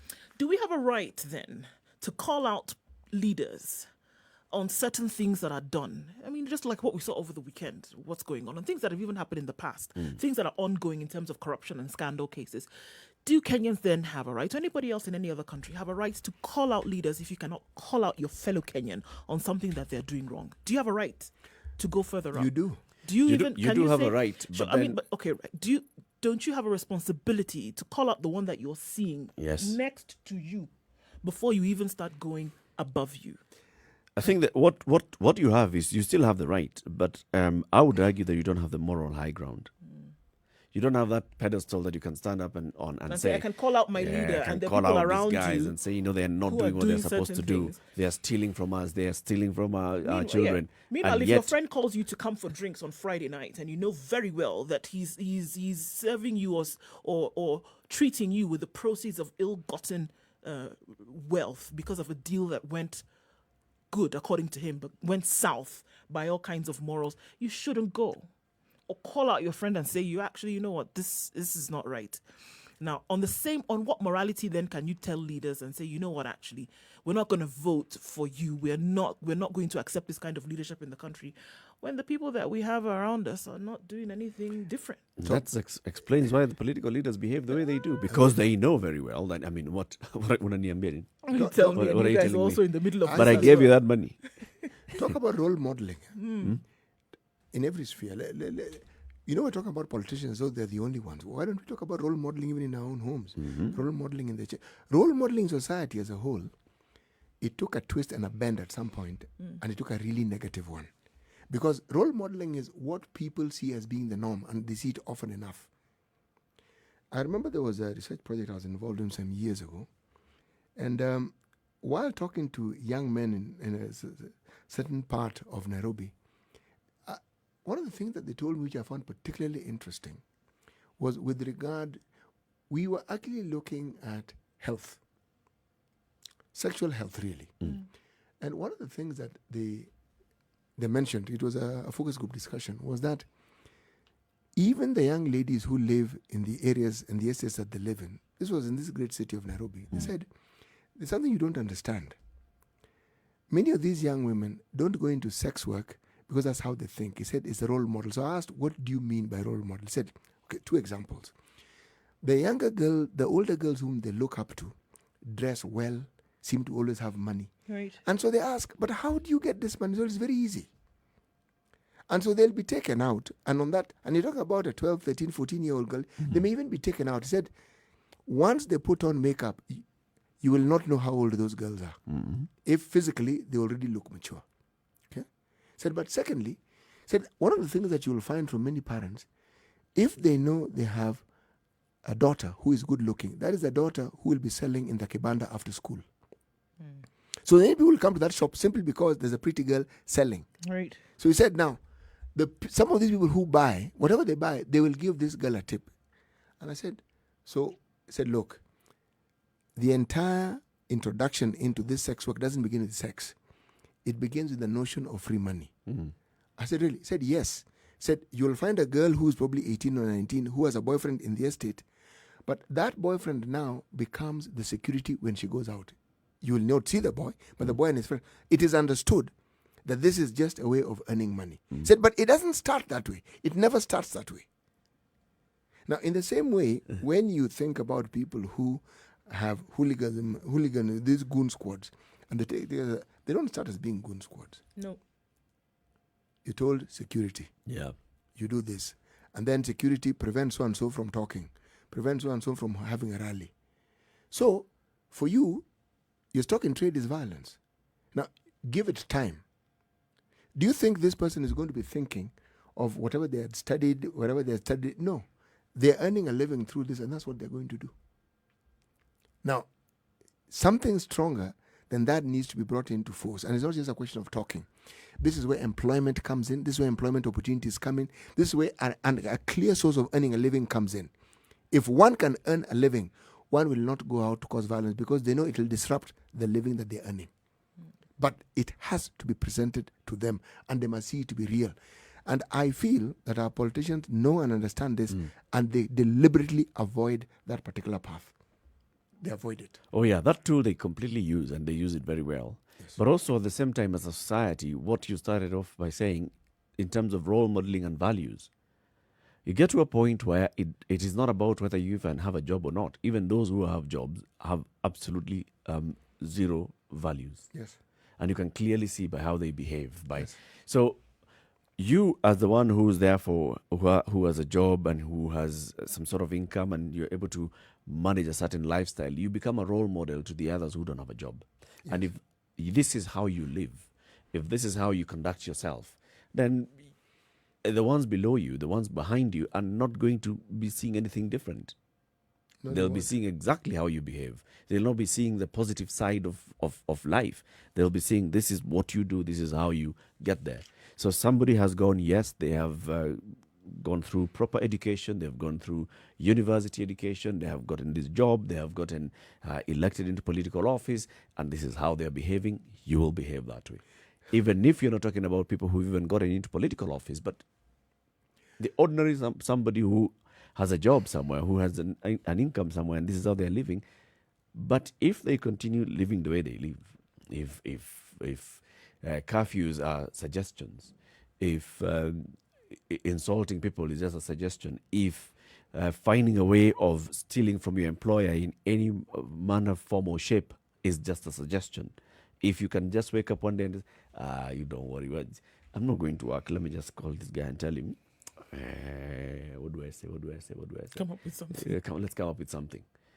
Or my boss is my buddy. Let me just tell him, boss, you understand? So you cover for me, then I am doing this and the other. And the boss accepts. And this is a person who's sitting next to you just saying, this is how people work in this. When I get a job, this is how I'll be rolling. Role modeling, I think, and you've hit it right there, is a crucial thing.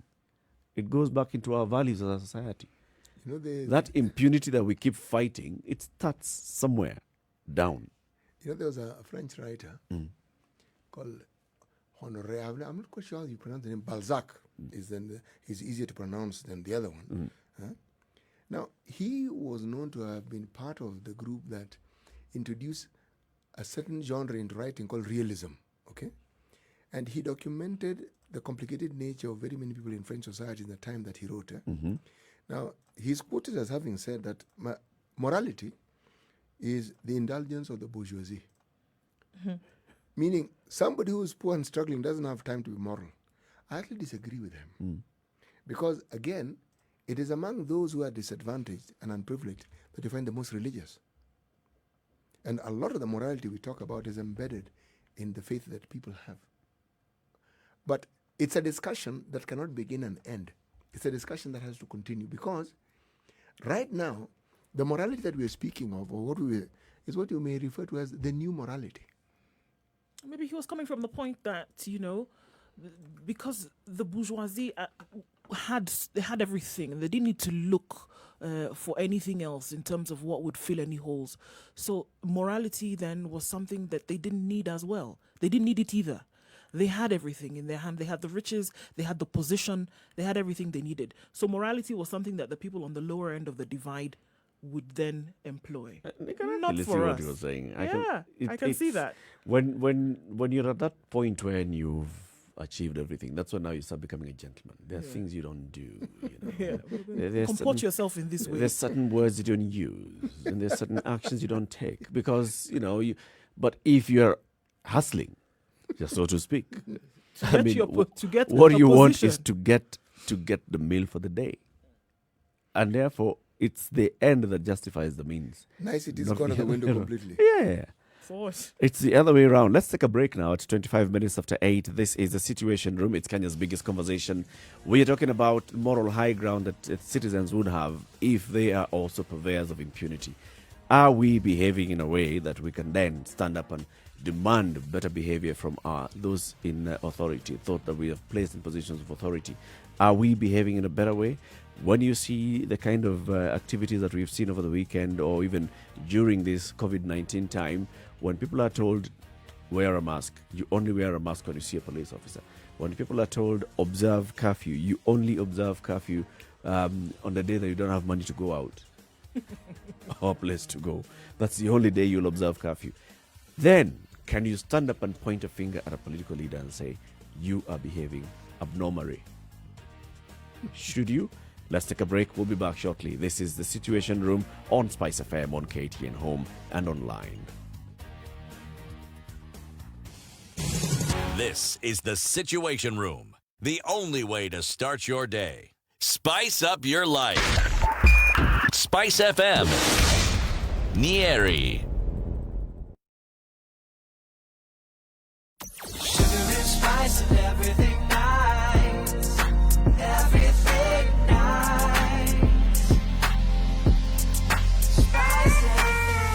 Spice up your life. Okay. The weather already with mostly sunny. Well, not from where I see it outside the window, but okay. Those clouds are going to come back later. We'll see highs of 27 and lows of 13 today. In Njeri, partly cloudy at 16 degrees, highs of 25 and lows of 13. Sunny conditions in Nakuru at 16, highs of 25 and lows of 12, and a chance of showers through the day. Eldoret is sunny at 16, going to highs of 23. There will be chance of thunderstorms later on, coming down to a low of 12. It's 22 degrees and sunny in Kisumu. That's going to change later with showers. Highs of 29 and lows of 19. Sunny conditions in Kakamega at 19 degrees, highs of 26 and lows of 14, and a chance of rain later on. Mombasa is partly cloudy at 26 degrees, highs of 30 and lows of 24, and also looking like showers later on. Malindi, partly cloudy conditions at 26, going to highs of 29 and coming down to lows of 24. It's partly cloudy in Kampala at 21 degrees. High will be 26 and lows of 18, and there will be showers in the afternoon. There will be a high of 31 in Dar es Salaam today. It's going to be a warm day, coming down to lows of 22. It's partly cloudy at 26 degrees. Joburg is cloudy this morning at 16 degrees, highs of 24 and lows of 13. The clouds will turn into rain later on. It still continues with isolated thunderstorms in Lagos, currently at 31 degrees, and that's going to be the high. It won't get higher than that today. Even with the rain, it's warm, coming down to lows of 23.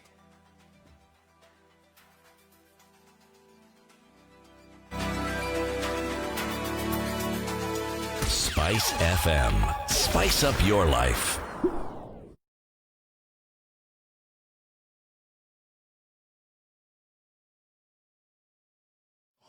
Okay, so we still see the problems that we see on Thika Road. On Mombasa Road today.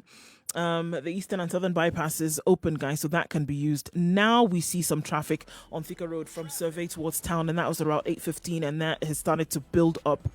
So around the Pangani underpass, you will see build up of traffic there as you get then to the Globe Cinema overpass. All right, but it shouldn't be too bad as you're heading in that direction. Okay, so still some traffic around industrial area. We're going to see that. And yes, everybody says the traffic that we're experiencing around the city is because of Mombasa Road. So I don't know if you want to remove Mombasa Road. I don't know how that's going to happen. But let's see. Spice FM KE. That's how you can reach us on Twitter. Let us know where you might be stuck, or text us 40127.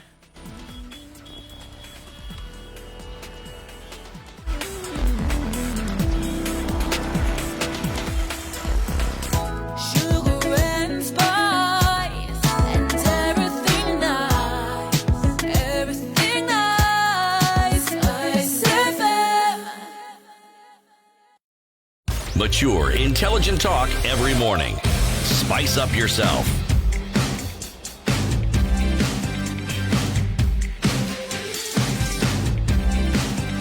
Mornings done right. It's 8:30. 94.4 Spice FM. 012-600. We're saying our citizens also to blame for the impunity that we see in the country. citizens the greatest purveyors of impunity. Kireke Kingston says, Eric, I refuse to be part of the saying that politicians are a reflection of ourselves. Not true. And in fact, they cherish this idea when they say it all the time. It is the politicians who set the pace on how the country will be governed. For example, what is the role of government? It says absolutely no way. Refuses that. Waikana Ibrahim also says that's very true. I can attest to that. They basically completely agree that, well, yeah, this is what we see in the country. What is it that then we can say that this is what we can do as citizens to raise the bar in how we live, raise the bar in how we expect to be treated by everybody else, and then now that also raises the bar for political leaders. It sounds like a chicken and egg situation, because you're saying which came first. Who started behaving badly first? Was it the members of society, general populace who started behaving badly first, and then you give up representatives from the same society into positions of leadership? Or was it that you had few people here at the bottom, and then you had a leadership that was already tainted, and that was how they behaved, and then this cancer spread into society? It sounds like we're now arguing in terms of who started behaving badly first. But these people just didn't morph into leadership. They didn't just get there by some kind of immaculate design or concept. They didn't. They came from somewhere, right? So it seems that they're accepted norms in society, which we are saying need to be debunked. It needs to change. Because then if it is not that it has come from members of society, or it comes from the general population, then if you remove those leaders and put in people who you feel are okay, then you should never have this problem again. If that is what we are going to say, that is actually politicians who have a problem, then if you remove the particular politicians and you say that the general population is okay, then you should actually never have this problem again. You shouldn't. Actually, if we talk about it in generalities and talk about what we should be a little prescriptive and say what we shouldn't do and perhaps do this on Sundays and Saturdays, changes never come about as a group activity. No, very rarely. It is an individual decision. Yes. Now, then you'll find other individuals who are of a similar mind joining you. Think of anything that brought about change. It is never people sitting down and just agreeing. If they sit down and agree, it's because they think the same. They are of a similar view. They are of a similar leaning. But then they begin this journey. And it's understanding the journey isn't going to take a day and that there'll be resistance. It isn't any different from these freedom marches that people have had and the journey to independence that countries have had. It's not any different. It's the same process. Many people see the problem we're talking about now. They see it. Many people just don't. They figure out it's so big. What do we do? Can I do? Actually, there is a great deal you can do. First of all, you can ensure that you do not subscribe to that particular way of life.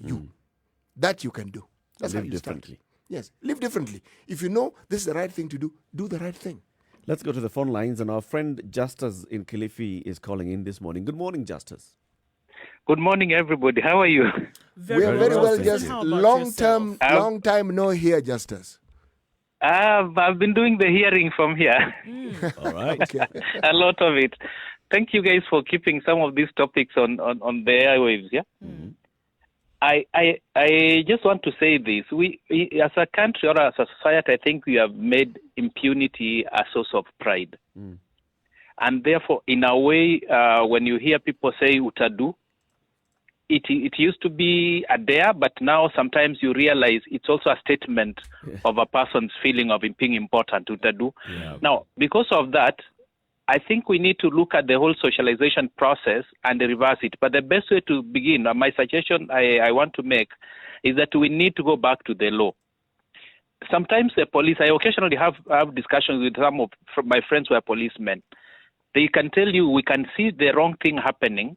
You can even arrest the person, but utadu, because some of these guys are too powerful. Yeah. Maybe now what we can do as citizens to take the space back, as you keep asking, let's go the Omtata. Is it called Omtata? Yep.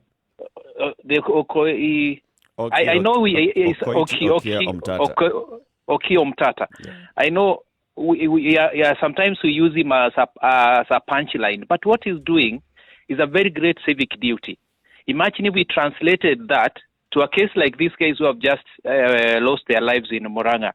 If we had a citizen's demand or a citizen's case against those who should have kept those people safe. Because you and I pay taxes to be ensured safety, security. We pay taxes for that. They're not services, they're not privileges, they're rights, right? Yeah. Right. There was somebody who was supposed to have kept those people safe in that venue. Who was that? The government, isn't it? Yeah. Through the police, through the agencies. I think maybe, I'm not a lawyer, but suppose somebody was to take up and sue the government for loss of those lives, loss of, for something about, is it called dereliction of duty? Yes. Because it's an offense to forgo your lawful role, which is essentially a primary. It's called what these services we give doctors, their first line of, they're called what? These services which are essential services, isn't it? Yeah. Security is an essential service. So when you forgo it, it's a crime. Why don't we take that direction? Maybe our civil society should take up such actions and actually demand that the government assures us the government does its job. Okay, what's by the journey protecting there? property. What's the journey there, Justice? So assume that now you take the duty bearers to court. How does that how does that end the impunity? You see, if we go to court, if we go to court, right? As City was saying, some of these things are not mass. They don't begin off as a mass. You don't have to gather everybody on board. You don't have to win every case. But the fact that if somebody was to be taken to court, for example, the Commissioner of Police, right? And actually is compelled to explain why the security was not there, then those will be, they may look like baby steps, but they will be steps towards making institutions now take their responsibility seriously. Because if they are sued, the next time the police will not allow that to happen because they don't want to be sued again. And if let's say the organizers, the politicians again, if it's my local MP who organized a meeting and my cows were killed in that meeting, I sue him because the law gives me the right to for my property to be protected, isn't it? Yeah. And then he can be able to explain in court and say, no, I was not responsible. Then who did it? Then one of my supporters did it. Then that supporter takes responsibility. Because at the end of the day, we must identify the culprit. But this idea of saying, oh, my supporters, oh, the politicians clashed. No, they're individuals. The people who did those acts are individuals. And lastly, from the little experience I've had with some of these gangs, actually money is the last motivation. The idea of being mimi ni mtu wa fulani. Yeah. You know, mimi ni mtu wa governor, mimi ni mtu wa, you know, that feeling that they are identified with him and therefore there is a promise of a future, especially some of the, if you are looking for a job. You could be included in the inner circles in the future. You can, in that mythical future that in the tukiwa, if we remain in power, mimi ni mtu wake. Actually, the money hardly many of those people see any money. True. Is that feeling that mimi ni mtu wa fulani. Very good points. Sawa. Thank you very much. Thank you. Keep. Thank you, City, and thank you, Nduh. You guys for 1 week there, I was worried whether the deeper state has sunk when you are off. whether we've been spoken to. Yes, whether you've been spoken to and gone to Seychelles for some long holiday. Right. Thank you, Justice. Have a lovely day. You too. Okay. Comments coming in also. Babu Lema says, what I'm saying is this. We've always been so good at speaking out against leaders and the impunity. Over time, I'm inclined to believe that we have to find ways to communicate this message to a majority of the Kenyans who unfortunately are not upper middle class. It's an interesting point of view to say that the majority of people would not hear this message. But I still believe that regardless, if it is a message that is put out there, it doesn't matter who is listening. If it is put out there with regularity and consistency, it will spread. It will get to the ears, and you have the conversation in your own pocket. You move on to somewhere else, and then you have a conversation, and it is either made simpler or it's put into context with people in a different place where you would have that conversation. I mean, I remember having conversations with people in one place And then you remember that when you go to another place and you have it in a different way, but the message of the conversation remains the same. I remember having conversations with people that I sit outside, the house with, people you would say maybe are who are not in the same, who are not of the same status as me. But we share the same mindset when it comes to things like voting. We share the same mindset when it comes to things like how you make an honest living. So I believe if it's something that's put out there with consistency and something that you talk about regularly, it doesn't matter where you are, it can actually still spread. But if you're not having the conversation in the first place, that's where the problem is. If you're not coming face to face with these realities, with these truths, no matter where you are. And I do think the people who were in Muranga over the weekend, for example, now taking stock of what happened on a Monday morning, do you really think that they're not having that conversation in their heads and saying, man, we've been played a good one? They've used us properly, and where are we now? Maybe not. It could be that there are some who are actually having that conversation. And then after they've had that conversation, then what next? See, that what next is the big question. Because even as we have all these programs that were aimed at ensuring that the youth have something to do, and they are laudable and they're excellent plans, but a certain element of permanency is necessary for this state of mind or the mindset people keep talking about to change. If I know that I have a job for a year, I will think very differently from the person who sort of like plays hit and miss. Kiswahili word kubahatisha. I may get the job today, I may not get it tomorrow. But I wake up in the hope that I will get it. Very different from I wake up knowing I have a job. It's very different. The job represents a certain stability, not just of livelihood, but of a state of mind. And it presents options. Yes, I can think, I can plan. It's very different. I am less susceptible to influence. When I don't have that particular option, I am really susceptible to influence. Because I am at a stage where, and they talk about the bulk of these people, at a stage where when we talk about starting life, it's not that they begin being alive. No, being able to earn a living for yourself. Even that hasn't started. They're still dependent on someone. So the only way you see an opening is what is being presented to you. And the option of ensuring that this becomes a permanency and doesn't involve harming other people, but it involves creating value through opportunities, that is not a constant that is provided for by many leaders. And it isn't as though the options don't exist. The options always exist. But the option that must be pursued is you, the individual. That is an option that you can pursue. What do you do? What you do then? I think that's a question that's popping up here, is that there are very many people then who may not be privy to these conversations or privy to this information, who may just be thinking at that level whereby I need a job. Right? So if somebody comes to me and gives me an option to earn 1,000 shillings a day, that's what I'm going to go with. Precisely.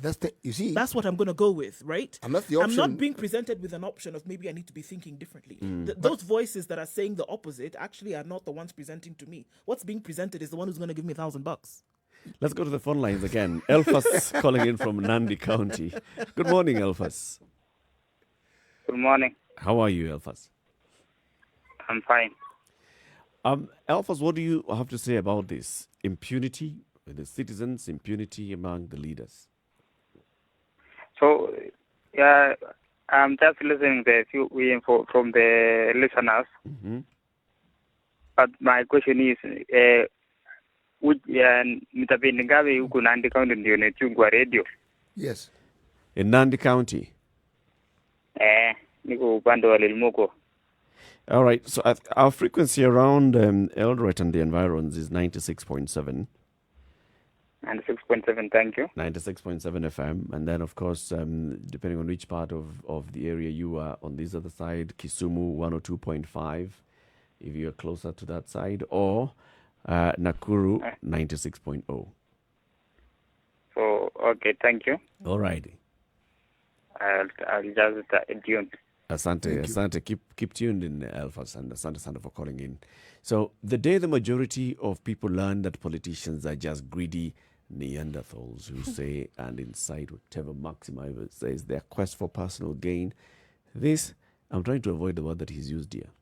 Let me just say it, dimwits, should wake up and stop bending to politicians every whim.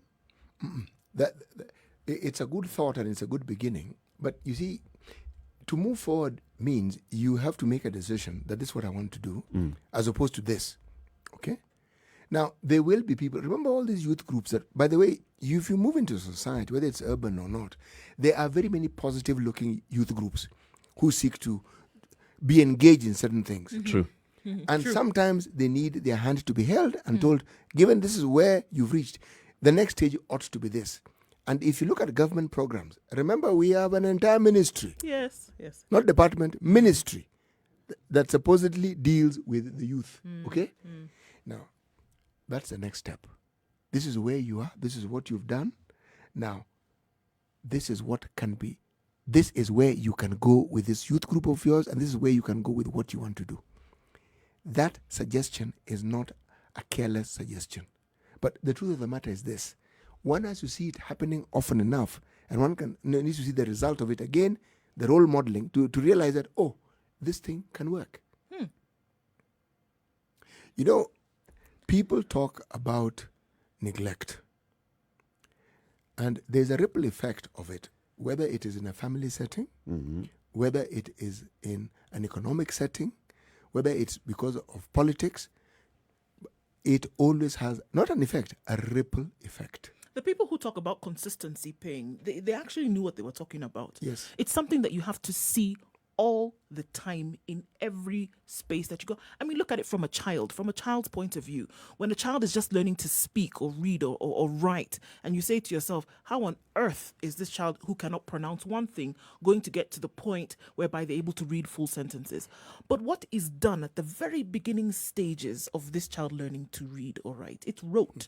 It is the annoying, consistent repetition of this one basic thing over and over and over again in different levels. Count 3 trees, 3, 3, 3, 3, 3 over. Presented itself in very many different cases, but it is 3. You'll get it. You'll get it. You'll get it. And that's what I'm saying. In different platforms at different levels, it needs to be repetition and it needs to be consistent. That's the only way. But look at even this country and the changes that we speak about. Throughout, the people who were in Kapenguria, they were not 100. The ones who stood out, they were 6. There were 6. 6. When, in the Moi era, the President Moi era, we had the bearded sisters, as they were referred to. Raila Odinga, Nyona, and the rest. They were not 100. But what put these people together was there were people who thought in a particular way. Kwei Wamwere, the rest. You think about changes that have happened. They've been the people behind it, but the individuals who've stood out, there are never many. They never are. Change starts from within. Yes. There's a gentleman we had in this studio, Eric, called Njonjo Mue. Yep. That man went to Huru Park and prayed alone in February. Yeah. Alone. And people thought he had lost. No, but he said this is something that we should do for the country, and he led by example. He went. Now, people talk about holding prayer meetings, prayer, this and the other. Believe me, it all starts somewhere. Now, if we remove our minds from this group activity by which you say the standard is a group, it's not a group forming. It is you making a decision. And then if it needs looking for people who think like you, then take that step of looking. But you have to, don't wait for the decision to be made for you.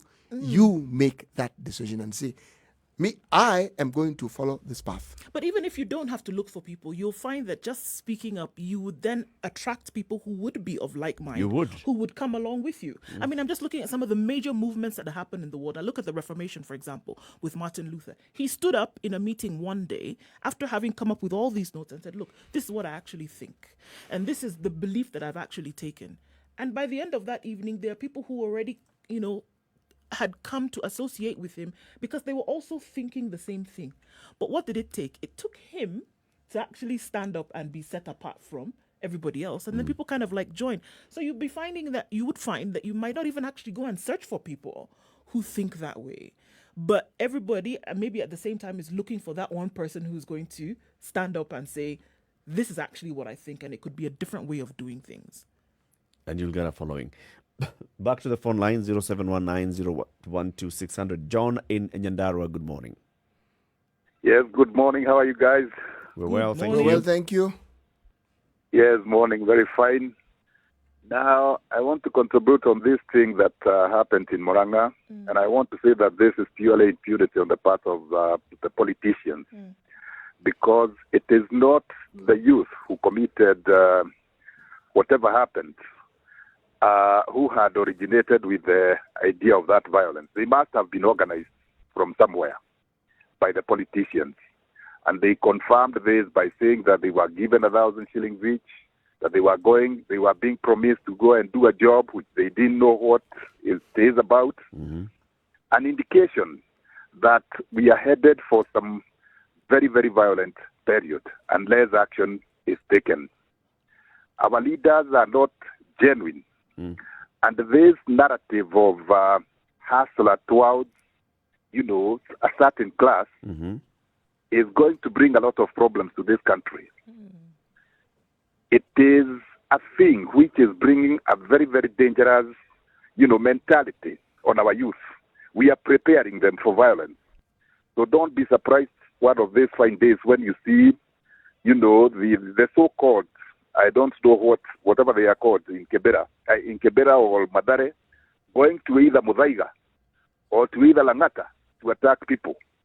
Because this is the roadmap, political roadmap, which is being prepared for our people. How and do we it's very stop this? dangerous. It should be it should be discouraged by the authorities. Because this wheelbarrow discourage economics, just sounds like those words that are said. For example, being used now. what the chairman of the NCIC was saying, what the police inspector general was saying, would like to discourage political leaders and to urge them to desist from. Is that enough discouragement? No, it's not enough. Action should be taken against the politicians, regardless of their positions. Okay. And serious action should be taken. Because whatever happened now, young people have died in Moranga. Now they are going to sympathize with them. You are going to see them going visiting the families of those victims, and giving money to those families. Yeah. And they are the ones who have caused that death. Yeah. Particularly this wheelbarrow economics is not the best for Kenya. But it is creating a very, very big problem. Because for one, if in 1963, Mboya gave the father of Obama a wheelbarrow, could the Obama senior have been in a position to create the Obama who became president?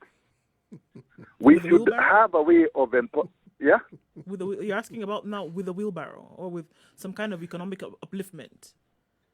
What I'm saying, in 1963, Mboya empowered young people to go to America for further education. Yes. He did not give them wheelbarrows because he wanted to create a better society for those young men. And in that airlift, one of them was Obama Senior. If he was given a wheelbarrow to operate in Kisumu, where he came from, would they have to bring up the son Obama? Most probably not. Most probably not. Point made. Yeah. Point made, John. Asante sana for your call. Asante for your call this morning. I think we are losing you on the line.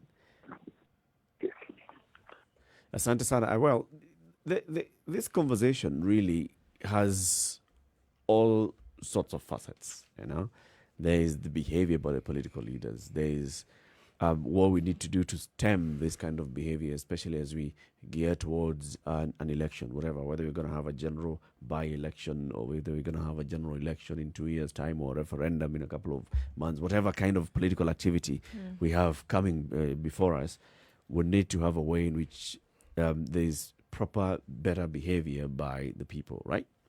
And then by the political leaders. And then there's the issue of how the people themselves also behave as well.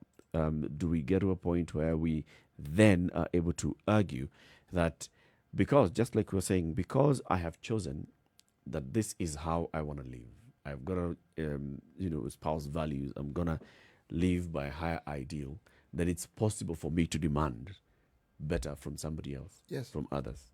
Because this is what I've chosen to be, because this is how I've chosen. I've chosen to live my life this way, the right way.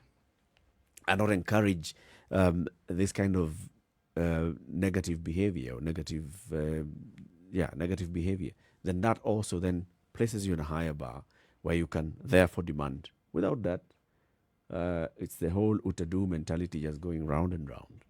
Starts from you, goes to your political leaders, and comes back to you. Time for us to take a break and say goodbye to our audience on KTN Home. 5 minutes to 9. Join us again tomorrow on KTN Home from 7 a.m. to 9 o'clock. But this show continues every weekday morning, 6 a.m. to 10 a.m. on Spice FM. Nairobi, 94.4. Mombasa, 87.9. Kisumu, 102.5. Nakuru, 96.0. Eldoret, 96.7. Nyeri, 90.9. And Malindi, 97.7. We also live stream on our social media handles, Spice FM KE on YouTube. We live stream on Facebook. And we are also live on Twitter. Good morning. We'll be back. This is the Situation Room, the only way to start your day. Spice up your life. 102.5 Spice FM, Kisumu.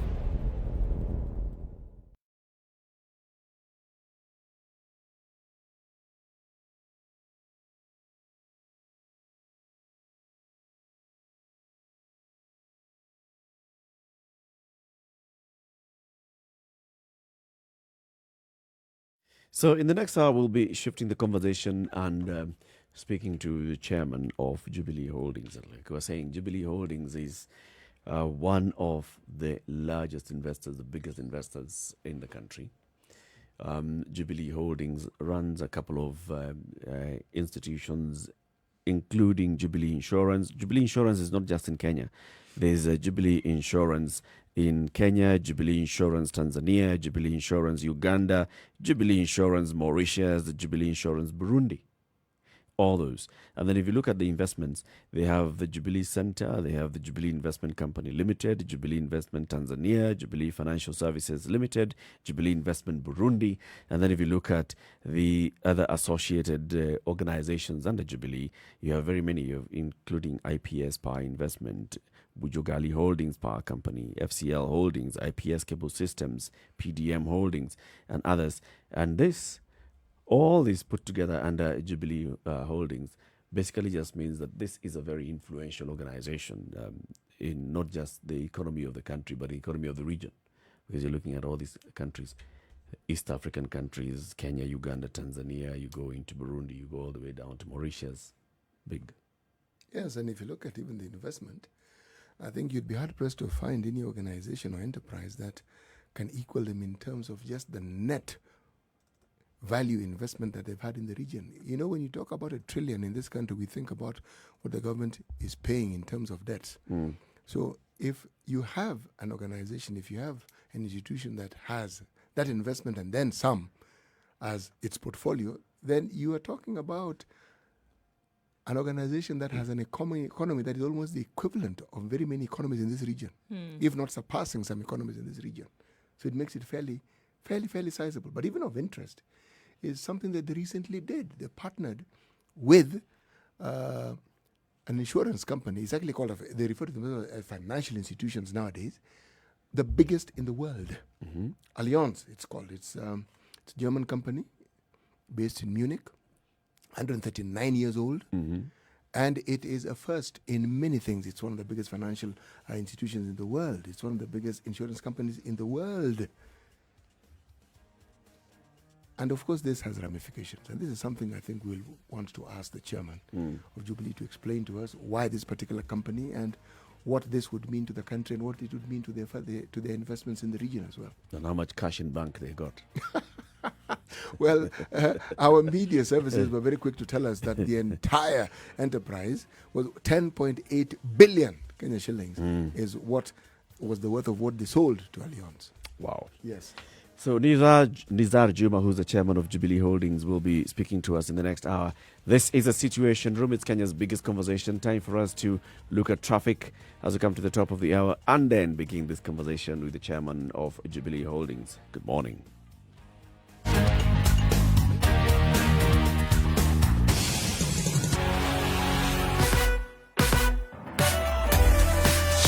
and spice and spice up your life. 94.4 Spice FM, Nairobi. Okay, Kiambu Road is a trouble spot this morning. In and outbound traffic on Kiambu Road, and it's quite a mess as you're trying to get to Muthaiga and then get out to Limuru Road on the other side of things. So if you don't want to sit around for the next hour, don't go to Kiambu Road. Okay, that's a good piece of advice this Monday morning. Mombasa Road also, the last bits of traffic trying to play their way out now as you head towards the Nyayo Stadium roundabout. Getting into the CBD via Uhuru Highway this morning may not be the best option. Try to get into the CBD another way because the traffic is bumper to bumper in that area. Okay, so we saw some traffic on Langata Road earlier. It's thinning out, not so bad right now. Getting around about the time where traffic will not be so bad, except for Mombasa Road, which is likely to be this way, heightened and lowered throughout the day. If you find somewhere you are stuck, don't hesitate to let us know and we can see how we can help out. 40127. That's the number you can text us on or tweet us, Spice from KE.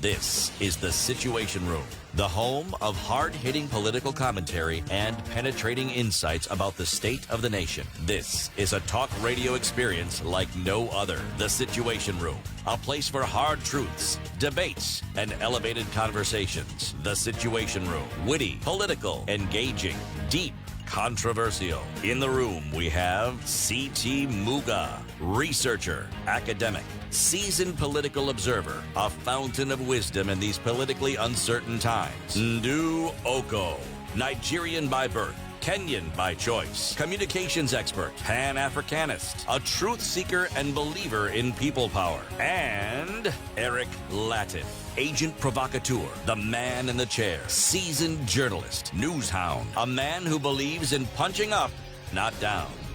This is The Situation Room, the only way to start your day. It's 2.5 minutes after 9 o'clock. This is Kenya's biggest conversation, broadcasting in Nairobi on 94.4, Malindi 97.7, Njeri 90.9, Eldoret 96.7, Nakuru 96.0, 102.5 in Kisumu, 87.9 in Mombasa, 94.4 in Nairobi, and www.spicefm.co.ke, as well as Spice FM KE on YouTube, on Facebook, and on Twitter. This final hour of the show, we want to talk about insurance and insurance in the country. Just like we said, just as we were going to the top of the hour, we'll be speaking with Nizar Juma. He's the chairman of Jubilee Holdings Limited. CT, you were talking about the announcement that was made last week. Yes. Jubilee and Alliance. Alliance. Well, I'm going to call it company. Alliance. If it's pronounced differently, I will ask those who know how to pronounce it correctly to forgive me. But it's written Allianz, as I can see, SE, headquartered in Munich. Now, Jubilee Insurance is the biggest insurance company, not only have in this country, but in the region. Oh, yeah. So when you find a champion or a captain or an industry leader partnering with another industry leader, the question you then have to ask yourself is, what is the possible reason? And after asking the question of the reason, the possible benefits. So let's welcome Nizar Juma, the chairman of Jubilee. Good morning, sir. Morning. Nice to be with you. Good to have you on the show. Welcome to the Situation Room. Thank you. In the room, we normally have a seat reserved here for our guests, which we call the hot seat. It's not as comfortable looking as the one that you're sitting on, but we want to pass on the heat from here to you. Okay. About his interview. So just starting off from what City has asked, what possibly is it that had led to this partnership between Jubilee and, now we're going to give you the opportunity to let us learn how to pronounce the name of this company. Okay. The pronunciation is Allianz, and it ends with a Z. Right. Okay, so it's Allianz, and it's a German pronunciation, and they've been in existence, as you rightly said earlier, 129 years, and we have been in contact with them for the last 4 years or so. And as you may know, that a lot of international insurance companies have been in touch with local insurers for some time, including with us. And until now, we have resisted to merge or to connect with them because we felt that, the only thing they wanted to offer us was money. And if you look at our balance sheet, that's not something that we are looking for. So what we were looking for is a strategic alliance, where we can be taken from where we are to the next step rather quickly. And I think that we found eventually that Allianz is a company that could offer that to us. And so we have just dipped our toe in the water.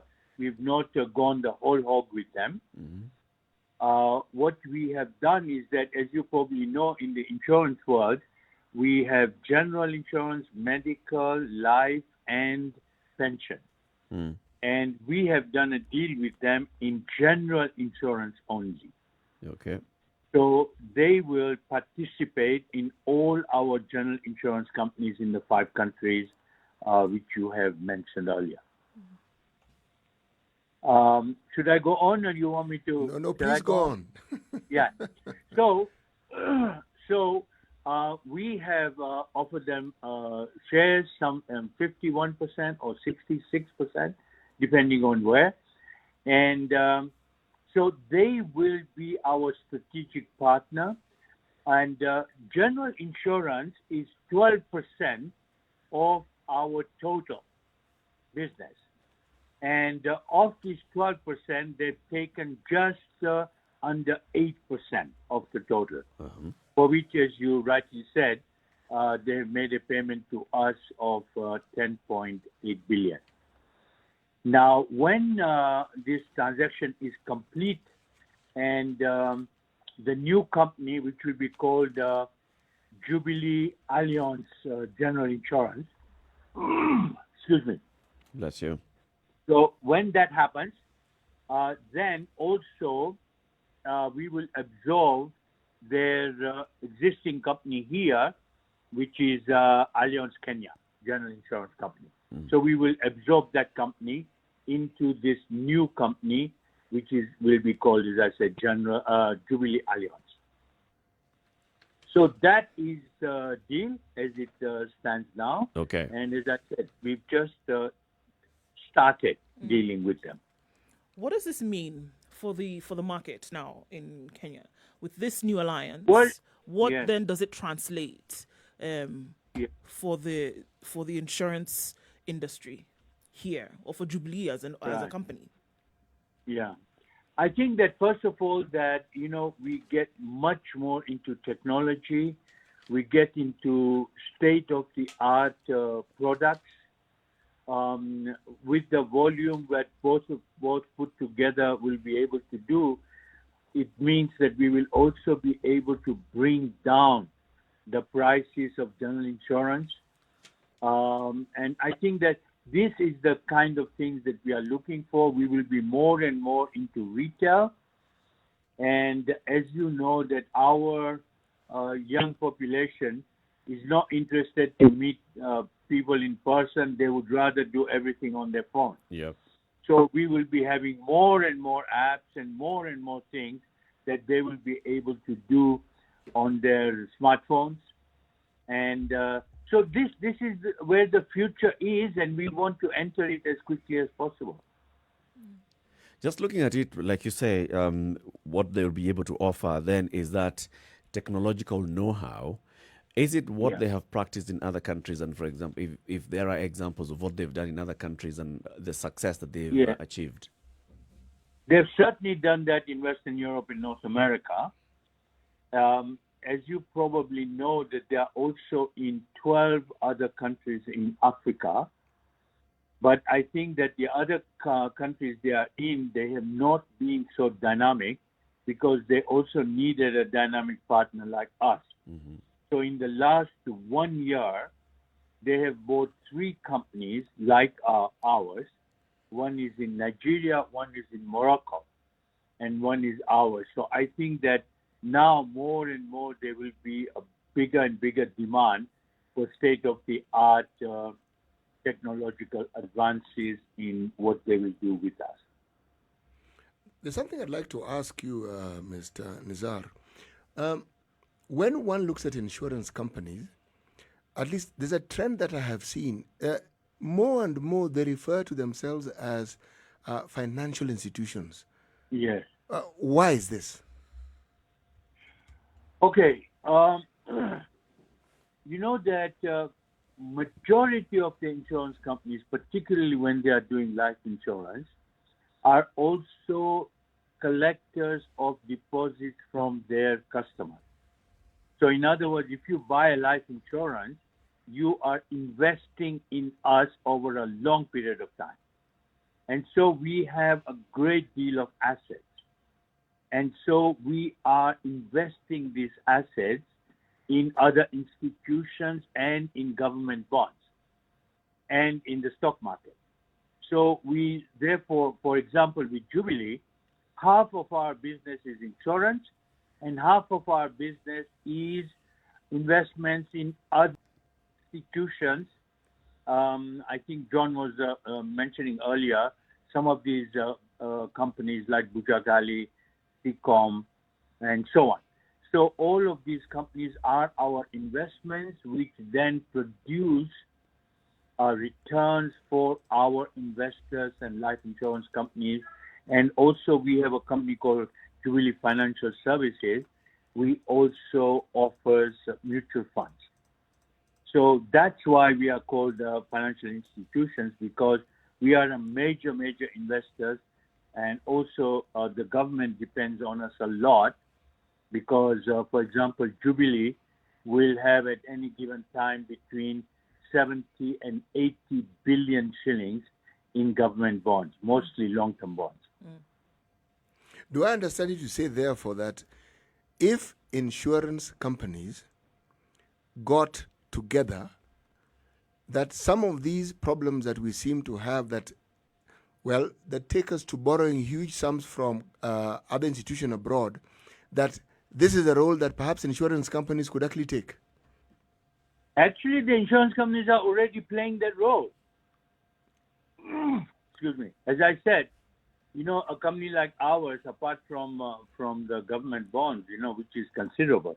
I mean, if we are investing 80 billion in government bonds, that's a lot of money. We are in fact lending to the government. So I think that this is a function that we continuously do. Every time the government issues treasury bills, whether they are 6 monthly, 1 yearly, or 15, 20 years, we invest in them constantly. All the insurance companies do that. Excuse me. So I think we are big time investors in government. If we just look at general insurance, which is where the partnership has started with Allianz, what products does Jubilee have in the country on general insurance? General means that it's motor, it's burglary, it's fire, it's theft, it's all of those general things, apart from medical and life. So all the other things are in general. So if you want to insure your house, or if you want to insure your car, anything, personal belongings, your business, stock, all of those things, then you will come to us for general insurance. So this is now what is not considered life, pension, or medical insurance. Yes, absolutely. Now, if we look at the development of these products in the country, because one of the I don't want to call it accusations, but one of the comments that you hear from very many people who comment on insurance and the penetration of insurance products in the country is that the insurance companies have gotten to a point where you're comfortable with the kind of products that you have and the way that you've been delivering them to your clientele, such that there has not been much investment in better ways of reaching out to the uninsured, or even coming up with other products that would then appeal to other cadres of people who would be able to take up insurance. What would you say to that? I am afraid that I would have to agree with you. That, I think that there are too many companies, and, there are 45 insurance companies in Kenya, in case you didn't know. So, and quite a lot of these companies are not substantial. So there's a lot of competition going on, and I would probably say that more than half of these companies are not able to meet their commitments. In other words, that they don't have enough funds to run their businesses, leave alone pay their claims. So I think that everybody sticks to, what is common, as you absolutely rightly say, to motor and to life and fire and so on. So I think that is one of the reasons, as I said right at the beginning, that we have come together with a company like Allianz, because we want to bring in state-of-the-art products, we want to bring in at a lower price, and we want to give a huge variety to the Kenyan population in order to up our penetration. As you know, our penetration in Kenya is 2.7%, and going down. It was 2.9. Yeah. So I think that, this is something that we are light years behind South Africa, for example, and lots of other countries. So I think that the average in the world is double figures. So I think we need to get there. In Uganda and Tanzania, for example, it's less than 1%. Yep. So I think that this is a serious problem. I think that companies like ours want to take a lead in this and want to, apart from bringing lots and lots of technology, we want to bring in a big variety of products which we want to offer to our public. Nizara, is there room for bite-sized insurance, even as you're talking about these challenges? Is there room for insurance that can be accessed, by the average Kenyan if they pay a small amount every day? Because a lot of people in the uptake of insurance are not able to deal with the large amounts that they would essentially have to pay per month. So is there an option whereby you're paying a smaller premium, a much smaller premium, to then be able to access the services? Because the majority of the population is consuming things in that kind of bite-sized economy. Yeah, you are absolutely right. And this is something we want to do more and more. We want to offer people to be able to pay monthly on their smartphone for their medical insurance or for their life cover or even for their home.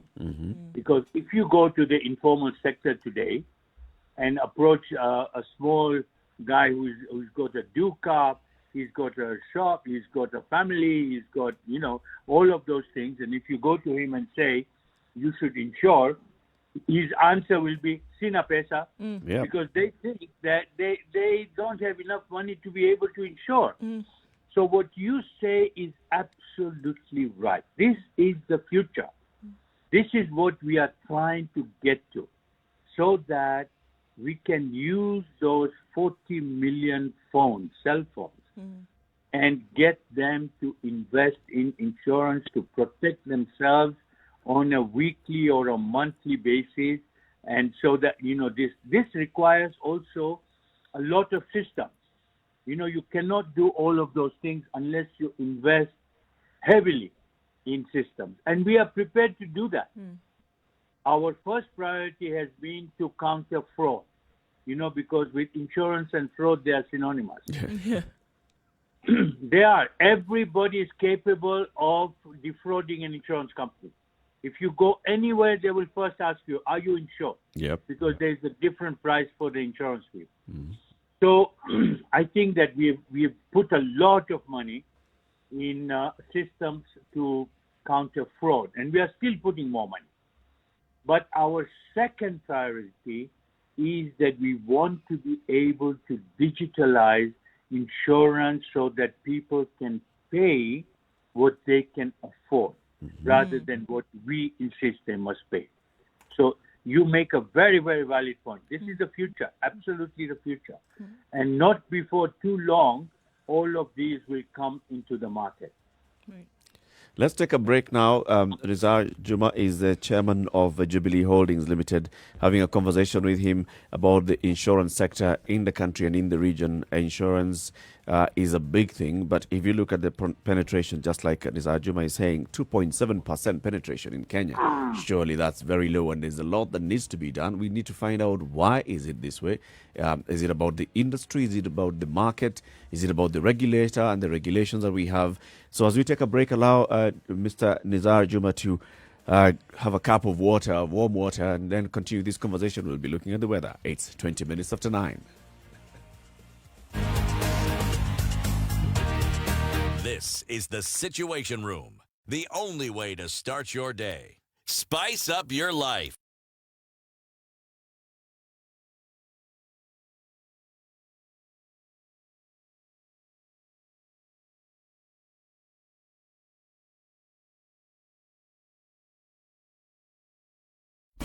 Classic soul, R&B, smooth jazz, neo soul, and nostalgic ballads. Make some noise. Yeah. You're listening to Spice FM. The weather Nairobi with sunny, Spice sunny FM. in most parts at 19 degrees. We'll see highs of 27 today, coming down to lows of 13. Partly cloudy in Njeri at 18. The high will be 26 and lows of 13. Nakuru is sunny at 18 degrees, highs of 25, and a chance of wet conditions in the afternoon. It's sunny in Eldoret at 17 degrees. It'll go high to 22 and come down to lows of 12, with showers expected later. Kisumu is mostly sunny at 23 degrees with highs of 28. We'll have some showers in the afternoon, coming down to lows of 19.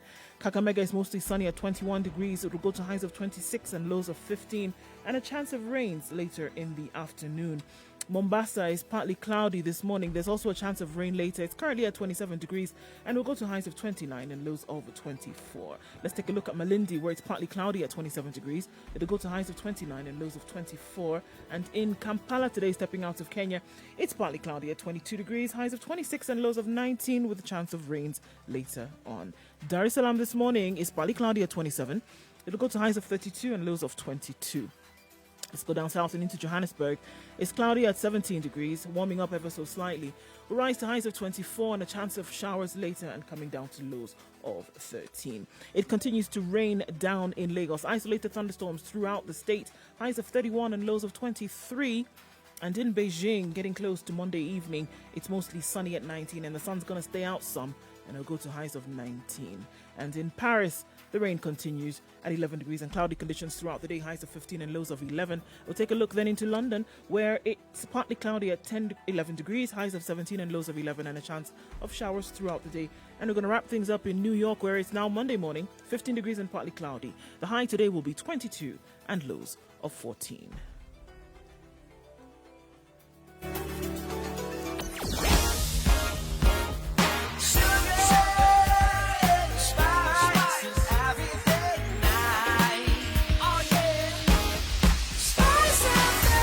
Spice up your life. Mature, intelligent talk every morning. Spice up yourself.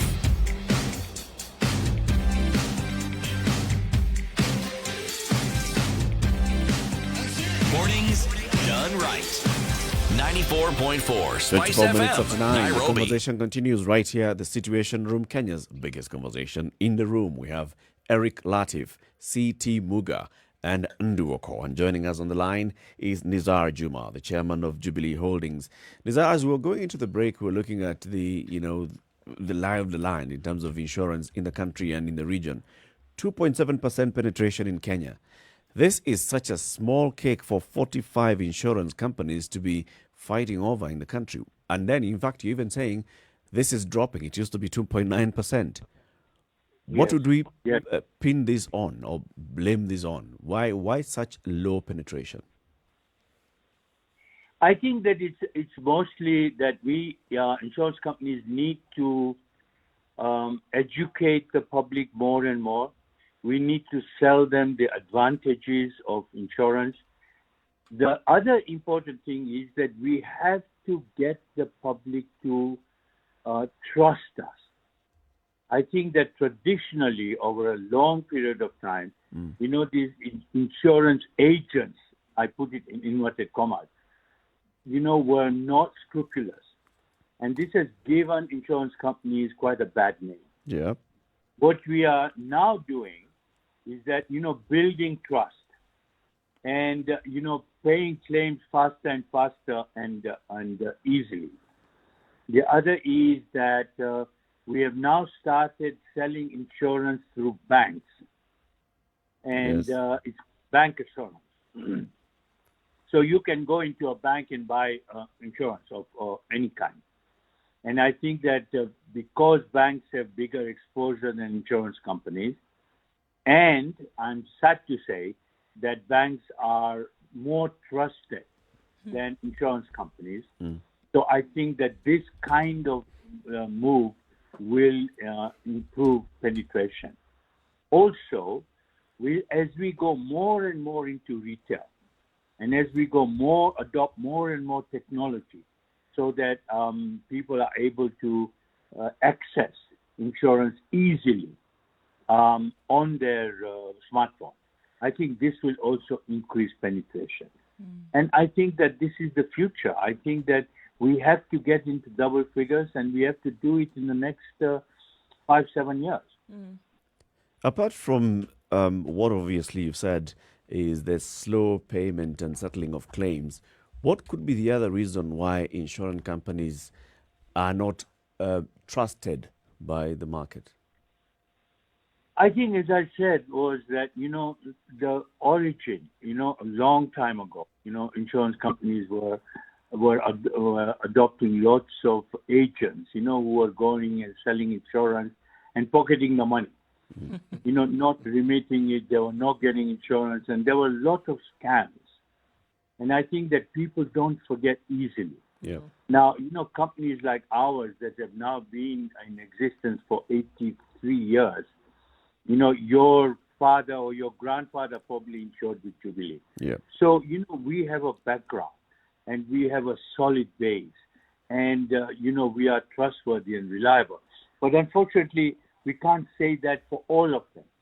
I would say that out of 45 insurance companies, probably 8, are doing probably 60 or 70% of the total business.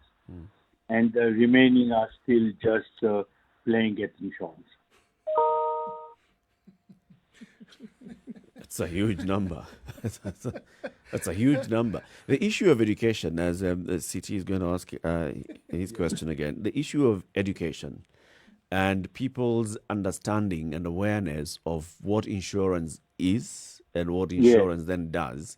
I find that personally to be a very big bone that I have to pick with insurance companies, because you'll find, yes, that somebody comes to sell you insurance, they don't understand the product that they're selling, so they misrepresent the facts. What you've understood to be what you've bought versus vis-a-vis what they were selling, vis-a-vis what you actually ended up buying, are three completely different things. And maybe that's why now when it comes to me claiming with the insurance company, they tell me, but no way, this is not what you're entitled to. What is it that the insurance companies and the regulator should do, because they haven't done? What is it that they should do to ensure better education of the public on insurance? Yeah, I think that what we have started to do already, is a lot of information on insurance apps, insurance brochures, insurance. We are educating more and more and more, because this is in our interest. If the public is knowledgeable, when I became chairman of Jubilee, that was about 15 years ago, nobody advertised. The only advertised was the annual results, which they had to do by law. Yep. And so from there, we have come a long way. I think that we are doing a lot of promotion and educating the public. And I think that we need to do more and more of this. And I think this is where technology will come in. And as we invest more and more in technology, I think that people will be able to see exactly what they are buying, what is it that they will get benefits of, all of those kind of things. And also, we are also investing now in huge call centers so that people can call and get more and more information about what we are training these people. In Jubilee, for example, we have one call center in our Jubilee Center of 60 people and expanding every day. So I think that more and more of this kind of, if you go on our website, we give you lots of information. And more and more of this has to happen. You are absolutely right. I'm not able to defend my industry and say that they are doing what they are supposed to do. Not yet. But I promise you this, the way in which we at Jubilee are going with technology, I think in very, very short time, we will correct this situation. Do you think this would also help in the uptake of non-traditional insurance products? I mean, I'm thinking about things that you offer, for homes and things like this in terms of insurance. Because I think of other countries like now, for example, the United States having gotten out of, the fire season. But even if homes are destroyed, people have taken up insurance for their homes. And so, they're compensated or their homes are rebuilt or things like that. Yes. And I know that there are offers for such in Kenya. I know that there was terrorism insurance and things like that. But there's a reluctance for people to take up these non-traditional insurance products. And why do you think that is? I think it's, again, education. I think that we are telling more and more of our people that you need to. This terrorism cover, for example, we were telling people that if you don't pay that extra 1 or 1.5%, your entire insurance will be negated in case there is a terrorist attack. And I think that even civil unrest is something that, people have to add to their insurance. A few years ago, I don't know if, I'm sure you remember, that we had, very bad result of an election and, there was a lot of damage done. Yep. And 99% of our customers had not insured for civil commotion. And we then had to make ex gratia payments for a lot of our customers who had been with us for like 40 or 50 years. And we could not abandon them in the end. But I think that, again, it comes to education. People need to be aware. Right. I think that if they believe that, if they are not going to be subjected to riots or civil commotion or terrorism, then they say, why pay the extra 1 or 2%? I think that's what human beings think like, and it's what I need to do today. Yeah. And rather than, think of something that might happen to. Sure, and I think for a lot of people, there's that notion that if you pay for some kind of insurance that you might not ever use, that your money is essentially lost. Is that the case? I think so, because insurance is what we call in the trade big payment. It's people don't want to do it. They don't want to make the payment. They are forced to make it. Yep. And in some countries we've even encountered that as soon as they paid the premium, they are looking for ways to get the money back by doing a claim. So I think that the attitude is a little bit different. It's not to protect me and my family against an eventuality that is likely to happen. But it is that it's a bitch payment. I have to make it. So, I'm forced. So I have no choice and I'll make it. Otherwise, I can't drive my car, for example. So it's things like that. I think slowly we need to educate more and more. We are going into the informal sector now and, educating those people and saying, you have enough money to insure because we'll give you one policy that's for your shop, that's for your car, that's for the medical, for your insurance, for your stock in trade, all of them combined.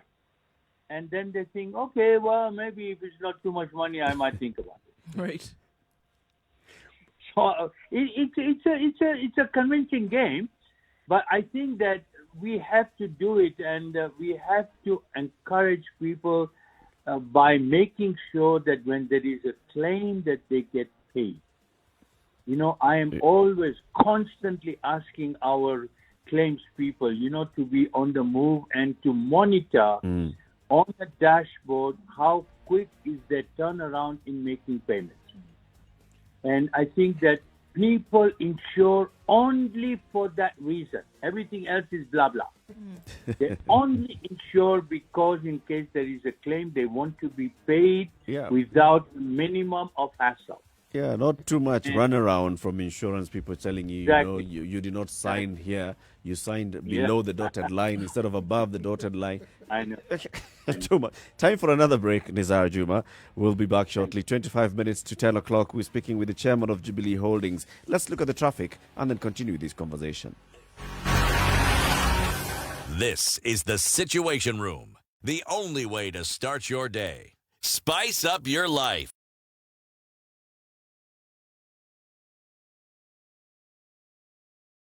Spice and everything nice. All right. Spice up your life. All right, looking much better on Thika Road this morning. Then trying to get into the CBD, not so bad. Also, most of the traffic on Mombasa Road outbound, looking much better now. Just going to keep an eye on industrial area. With those two roads still closed, Lunga Lunga and Likoni, the construction continues, but it seems as if you can get through without any problems, having planned in advance, of course. So out of traffic hour, looking much better on this Monday morning. I don't think you should get stuck, but in case you do, you know the number, 40127. That's how you can text us. Tweet us also, Spice FM KE.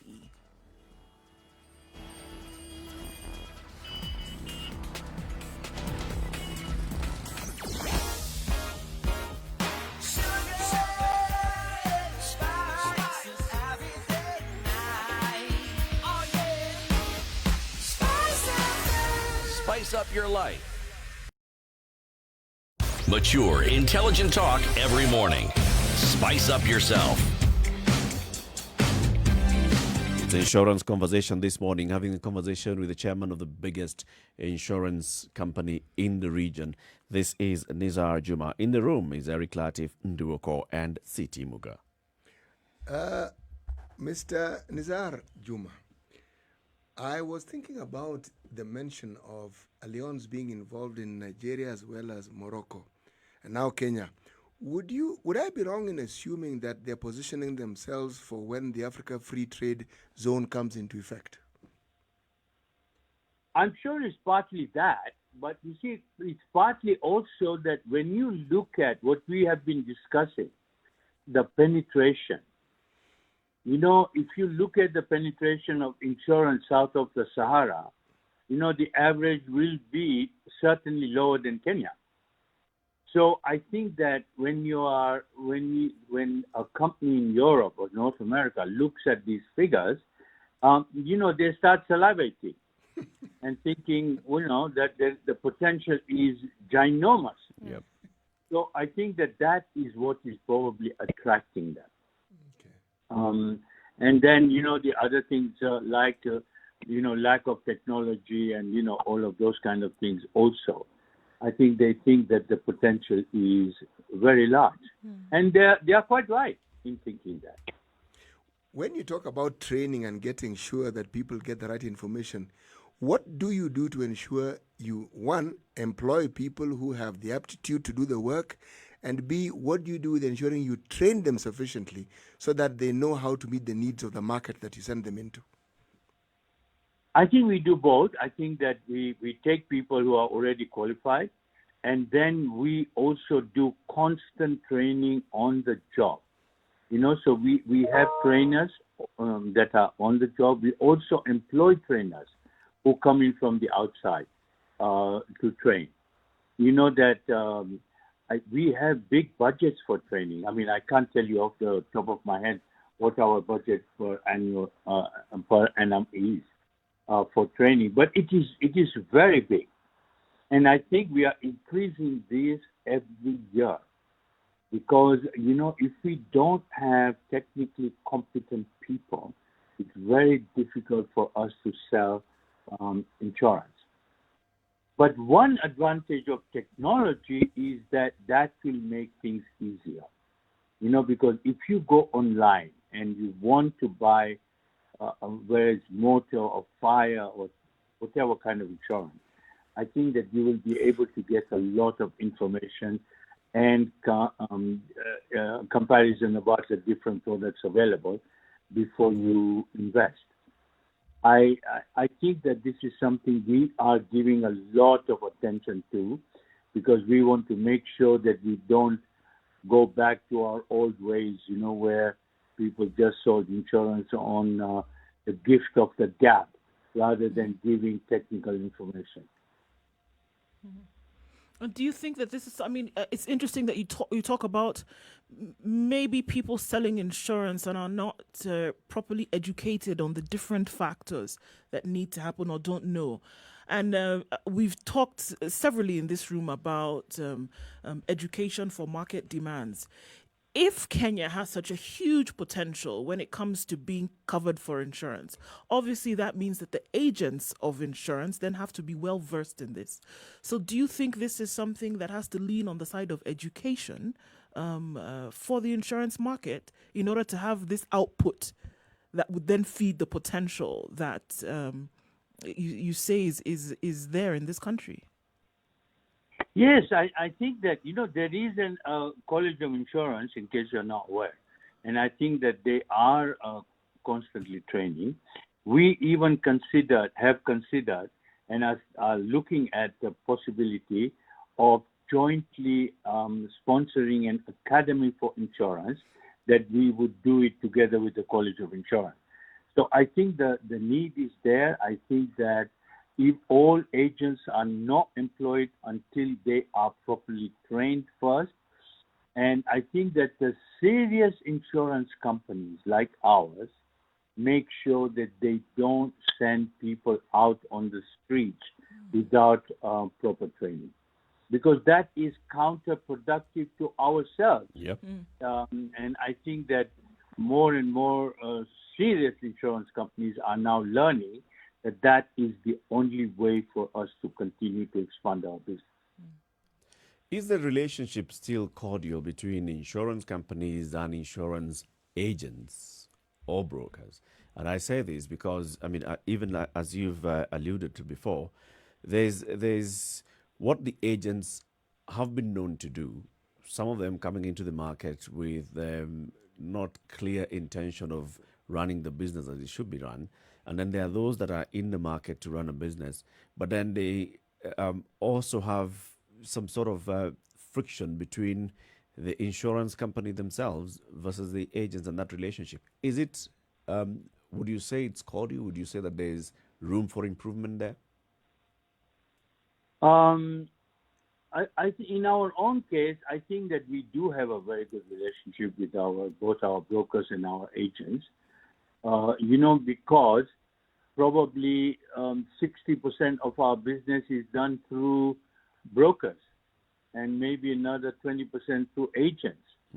And then, there are other mediums like bank assurance and so on that does the rest. So I think that this intermediary are important to us. And so we do take care of them, and we make sure that they are properly incentivized as well as educated. I think that because if they are not, then we are cutting our own feet, obviously. And in the role of the regulator, I don't know what you would say if you compare the Kenyan market vis-a-vis the other markets, for example, the Western markets. Are we heavily regulated, or is our regulation just enough to allow insurance companies to operate? Now you are asking me to go into very touchy ground.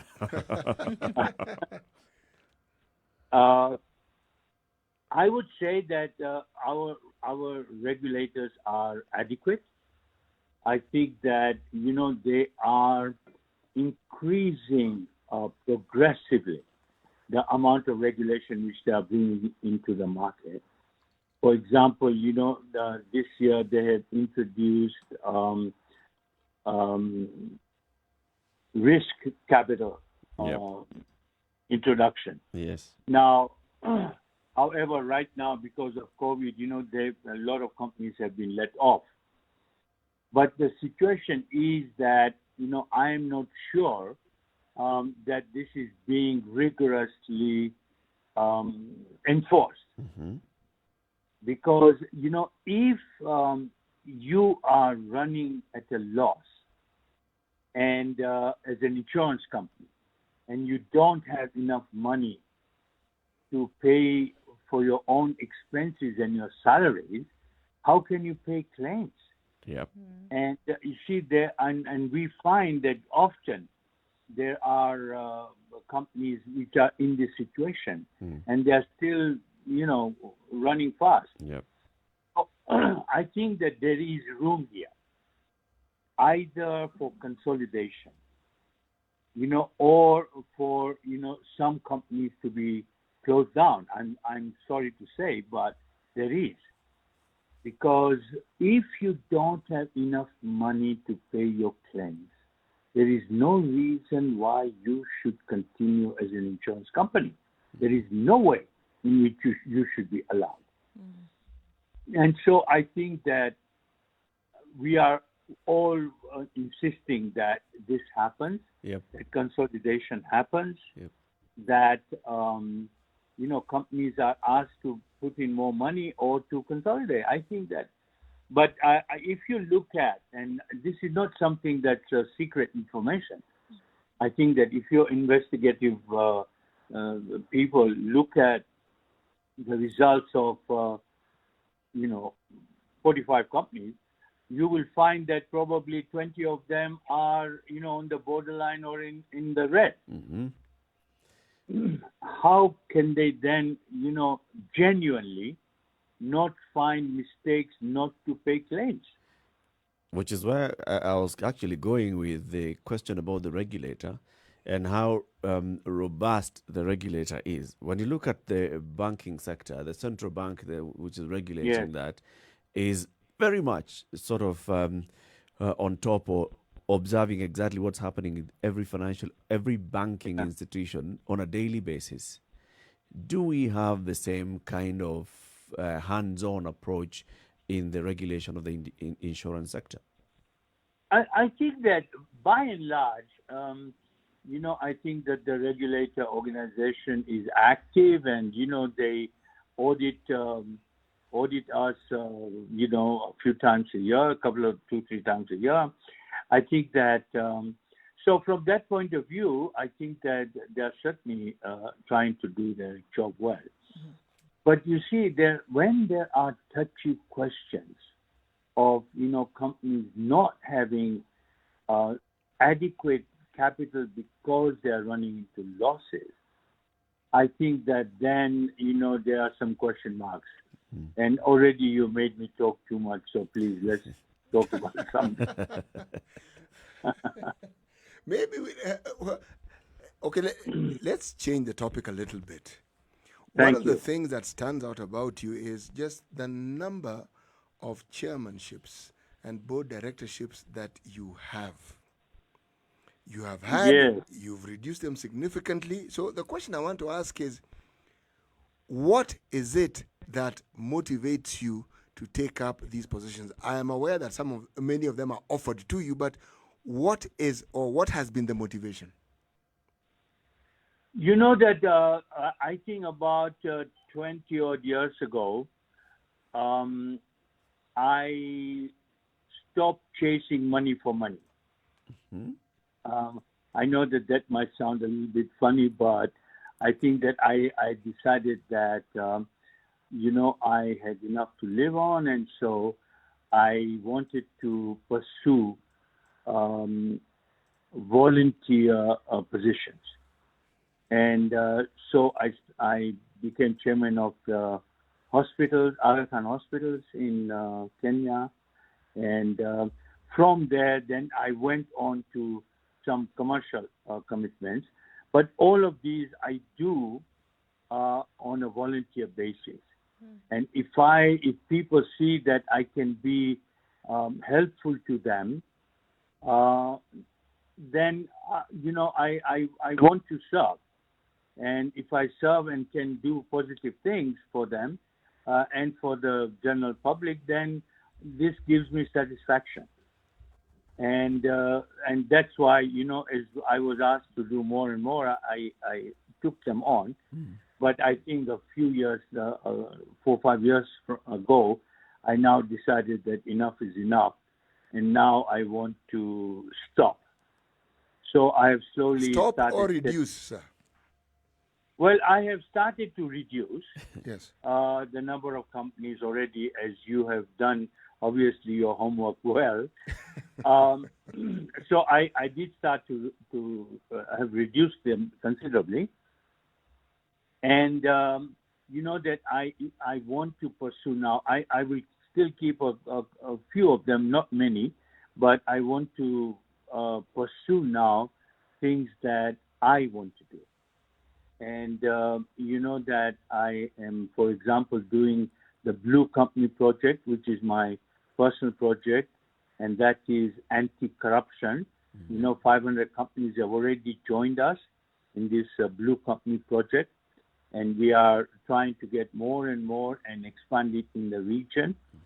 So I want to expand on that. I do something called the Future of Power, which are also seminars for responsible leaderships, which I have now done in 70 cities all over the world. So, and I want to write a book. So, all of those things are what I now want to pursue. So that's why I now want to stop. Eventually, I will stop holding directorships in companies. And that is commendable, because what you're still saying is you're still giving back to the society, and you want to, you're at the phase of consolidating your legacy, not creating it. You've already created it. It's basically now consolidating your legacy. Looking back over those many years that, you've contributed in one way or the other, what is it that you would say if you were to talk to a 30-year-old Nizar Juma today, you'd tell him? I think that, I saw in my younger days, I was so totally absorbed by the pursuit of money that nothing else mattered. Not my family, not my quality of life, not how I did what I was doing. So I think that when you have that kind of fire in your belly, I think that you ignore everything else. And if I had my life again, I think that I would not do that. What would you do then? I would be more of an all-rounder, that I would not focus so much just on this one aspect. I would also look at the quality of my life and quality of the life of the people around me. I think that that is important. And I think that for the younger generation, I would say, focus on everything and not just on one or two things. I think because you can go into extremes. Sorry. No, it's okay. I mean, it seems as you do all of this, that then you're going into things that would have more social impact. I mean, talking about companies and who are interested in making sure that there's zero to none, zero corruption. Looking at the power companies that you've talked, the power elements that you've talked about, and hoping that young people. What do you see what kind of an impact do you see on this country moving forward? I mean, coming out of business for such a long time, hoping that things would change. What's your outlook, if you can be optimistic? Yeah, I think that what bothers me the most is that our young people are today growing up thinking that it's okay to be corrupt. If I can make money quickly through corruption, why should I go through that whole process of working hard and making money slowly? I think that this is what, we need to change this. We want to make it fashionable again to be non-corrupt. Mm-hmm. You know, people that work for my companies or companies under my umbrella are devoid of corruption. They cannot, even if they want to, they can't. So because they sign a document which says that I will not give or take bribes, and if I do, I shall be responsible for gross misconduct. Yep. Now, with that, you know, I see that our people are working with their heads held high up, that I'm working for a company that's following best practices in everything. We pay all our taxes, and we are not corrupt. And more importantly, that a son or a spouse can say, my husband or my wife works for this company which is entirely corruption-free. And I think this is what we want to encourage more and more. And I think that unless we stop ourselves from going down that slippery path, I think that there is no comeback. And I think we need to do it. We need to do this now. Indeed. We want to thank you very much, Nizar Juma, for speaking to us. Apart from the Silver Star that you received from the president in 1982, what other state honors have you received in the order of state honors? From Mike Kibaki, he gave me a commendation and a trophy for services, selfless services to Kenya. And then I received other commendations from, they gave me one called the Bharat Gaurav Award.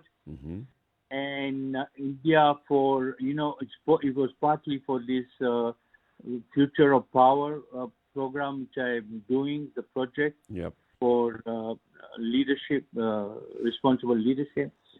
And the insurance industry have also given me a Lifetime Achievement Award, which I'm very proud of. Indeed, a very good thing. Asante sana for speaking to us, and we wish you a great day. Thank you. Thank you very much. Thank you. All it right. was nice to. Same here. Thank you. Same here. This is a Situation Room. It's Kenya's biggest conversation. This is the Situation Room, the only way to start your day. Spice up your life. You know, when you have such conversations with people who have contributed so much to the country, and you hear the outlook and the way they are able to speak freely about what they truly believe and what they think, you end up feeling, it's, can we not get there? Can we not get back there? I'm sure we still have very many people who are actually even younger, even in their 30s, who are doing exactly what Nizar Juma is actually talking about, even younger. Yes. It isn't something that, you see, honesty and what we nowadays call good practice, it isn't an invention of people who were born probably in the 19th century. No. It's a very current thing. And it's not just a question of values, it's a question of who people see themselves as. Yes. Sometimes it's a path that you follow that takes you there. Sometimes it's a path that you collide with while you're en route to some other destination. But it still takes you to the same position. One where you actually want not just to do the right thing, but to be also seen to be doing the right thing. Yeah, and to live the right thing, actually. Yes. Well, great conversation there. So, City, as we come to the top of the hour and the end of the show today, today's proverb. When deeds speak, words are nothing.